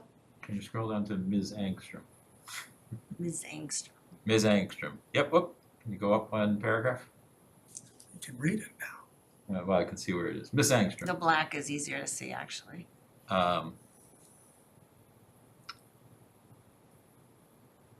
Nope, sorry, it's actually where now the blue is, which I can't read. Ms. Angstrom explained that per the town charter, the town manager, Is entitled to, well, so, I suggested eligible for. so the actual May. language is, the select board may offer, Yeah, it is is the May. actual language of 5.1. What did it, so yeah, I thought that like eligible for was sort of encapsulated that as well as Sharon's remarks. She misspoke and said it as a affirmative as opposed to an optional. But once again, going back to the previous thing, Like, that's She what she said it. actually said, yeah. she might be wrong, but it was still mentioned. So she said is entitled to? Okay, well, if that's what she said, then that's what she said. And we could put like some kind of, I think we should put a clarification, because if you go back like 6 years later and you look at it, you're gonna be like. you could put like you could put like a footnote that just references What does the the, language say, may be entitled, in the charter, if you have it up? So upon termination of the town manager's appointment, comma, whether voluntary or otherwise, comma, he may receive termination pay as determined by the select board. He may receive. Yep. Could we put a footnote, he may receive, or, I don't know how you wanna do that. so maybe like the footnote Or could she. say like He, she. in. Have we ever put a footnote in a meeting minutes before? But it can't stay incorrect because town council and we have all highlighted that it's not correct. But she said it though. Right, so But it should. It can't live in the minutes as if Well, it is correct. we could say incorrectly, but that would be rude. Well, the minutes have to reflect accurately what Sharon said. Yeah. Right? So I think it's fine to, and I don't remember actually her saying this, but everyone is saying they remember her saying is entitled to. And I wasn't here, so, and I didn't go and Okay. watch the movie, so I don't even know, but the minutes say is, and I was like, okay, that's not correct, so she may not have, she Right, may have it said didn't- may, I don't know. Yeah, I didn't, leapt out at me reading it, it didn't faze me at all when I was listening to what Sharon said. So I don't remember her saying that. Would it be But- reasonable to ask that we actually we ask Jackie to actually review the tape? I spoke to Sharon today. She misspoke and said it incorrectly. So I've confirmed it with her. I wouldn't mind waiting to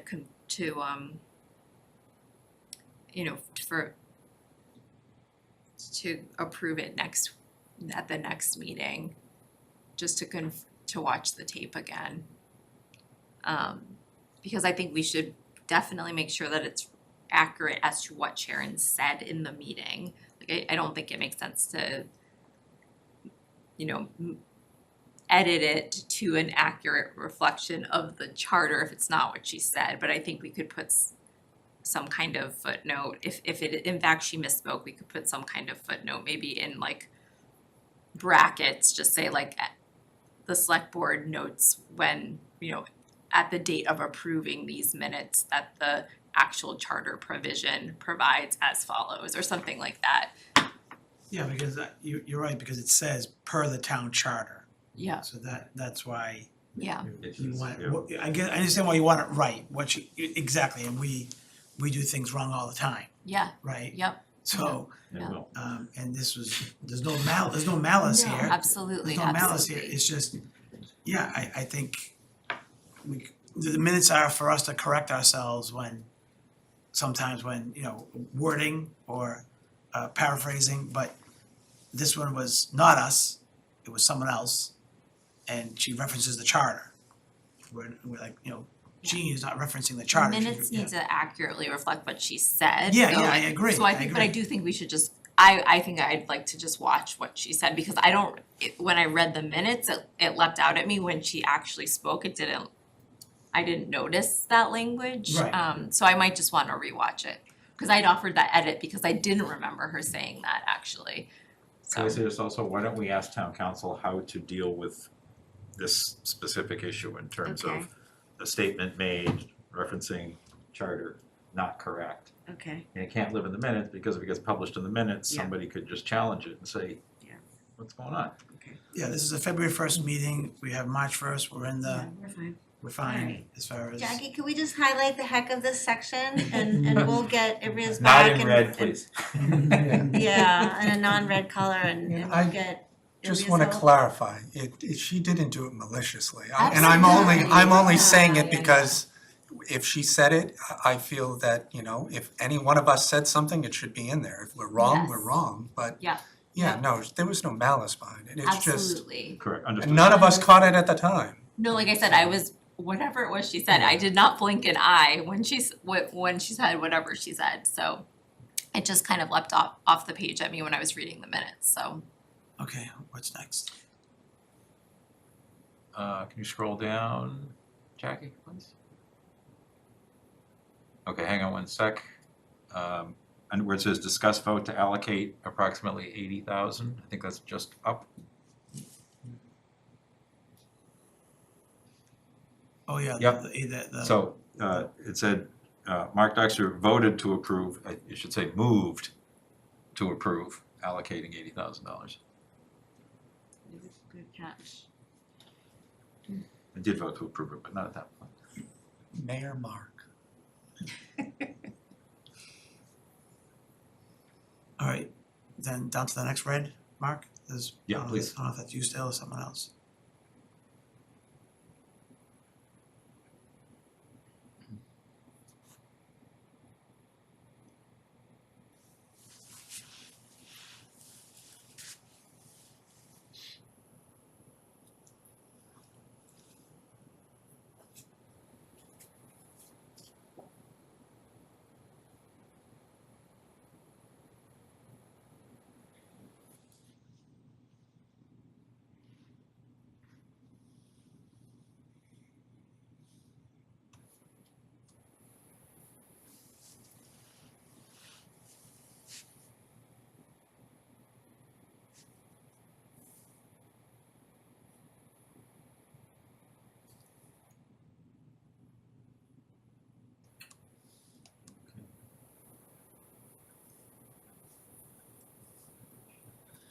The word Lexington was actually used, I'd be fine, so if that's what was said, that was said.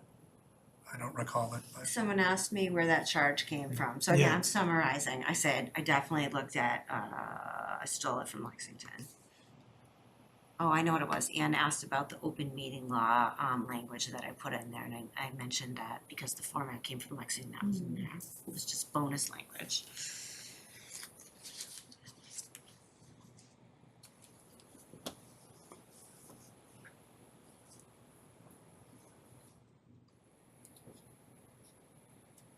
I'm good, we're good, right?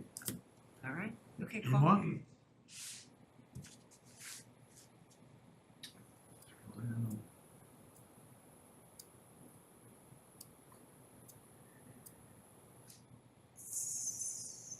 Update on lot 5, sorry, Go up, stop, Jackie, sorry, you sorry. back to update on lot 5?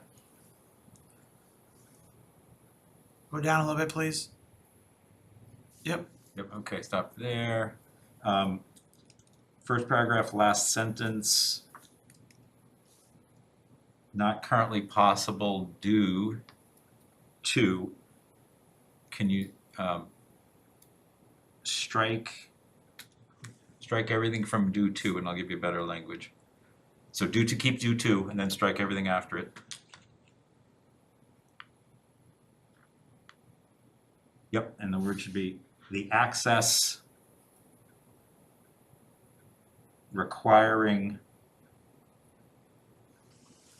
crossing of a year-round 100-foot long pond. 100-foot long pond. Yep, so it wasn't, the gas line is actually a separate aspect of it. Okay. That's all good. And then the next paragraph, the end, I kind of mucked it up a bunch here. I think I can improve it by saying, right after it says use of lot number 5 itself, semicolon. And then put in the words, a discussion of handicapped accessibility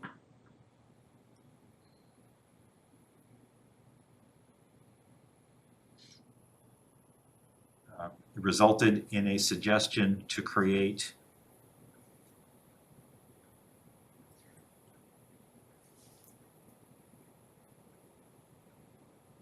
And then cross out everything until you get to an accessible area. So and discuss creating.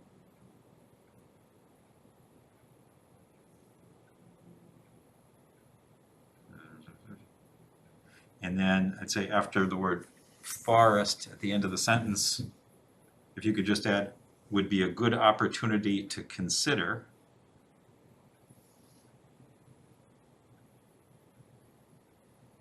rather than doing this from lot number 5.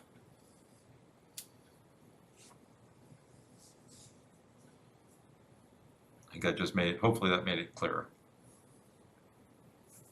And sorry I didn't send it sooner.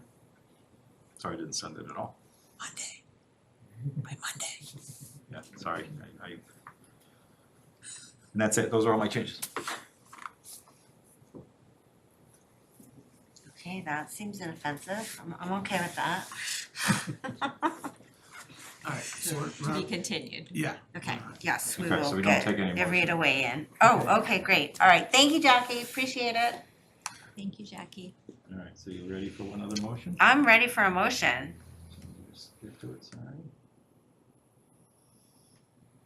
All right, move that the board go into executive session, including staff members Bob LaLacheur, Fidel Maltese, and Jackie Laverde under Purpose 2 and Purpose 3 to discuss strategy with respect to collective bargaining with and approve contracts for the following unions: Public Employees Committee Health Insurance, International Association of Firefighters, AFL-CIO, Local 1640, Public Works, Ask Me, Council 93, Local 1703, Reading Patrol Officers Association, Mass Cop, Local 191A, AFL-CIO, Reading Police Supervisory Officers Association, IBPO, Reading Public Safety Dispatchers, Mass Cop, Local 191A, AFL-CIO, Reading Facilities Maintenance Workers and Town Custodians, Ask Me, Council 93, Local 1703, and the Public Works Supervisory Union, Ask Me, Council 93, Local 1703. And further, that the chair declares that an open meeting could have a detrimental effect on the bargaining position of the body, and the board will not reconvene in open session. Second. Okay. So I think we need to do a roll call vote to go into executive session even when we're in person. Yeah, I'm just wondering, does Jackie need to kick everyone off? Should Jean be staying? And should we kick Should that we guy vote? Bob off or? Should we vote So- first to Yeah, go you can into kick me off. executive? Yeah, Yeah, everyone's gonna go. everyone's gotta go. Yeah, but we vote first to get Except it. Jackie. We're still in, Except Jackie. but we're still in open session until we vote to go into executive session, right? Right. So should we vote? Okay, Before we kick people any out? discussion? None appearing? Oh, you got discussion. Skip me, Karen. Thought you were voting yes. No, thanks, Karen. I just want to publicly, for the last time, thank Bob for everything that he's done, and, you know, we already did it earlier, but once again, thank you. We appreciate it. Have some cake. Yes. Yeah, we're gonna eat cake in executive session, definitely. People will be watching. Okay, any other discussion? No, good job. Okay, we're ready for the vote? Okay, all those in favor? Oh, you need to, Roll Roll call. call. Okay, sorry. Anne, Yes. Mark, yes. Chris, Yes. Carlo, Yes. and Karen, yes. We are adjourned to executive session.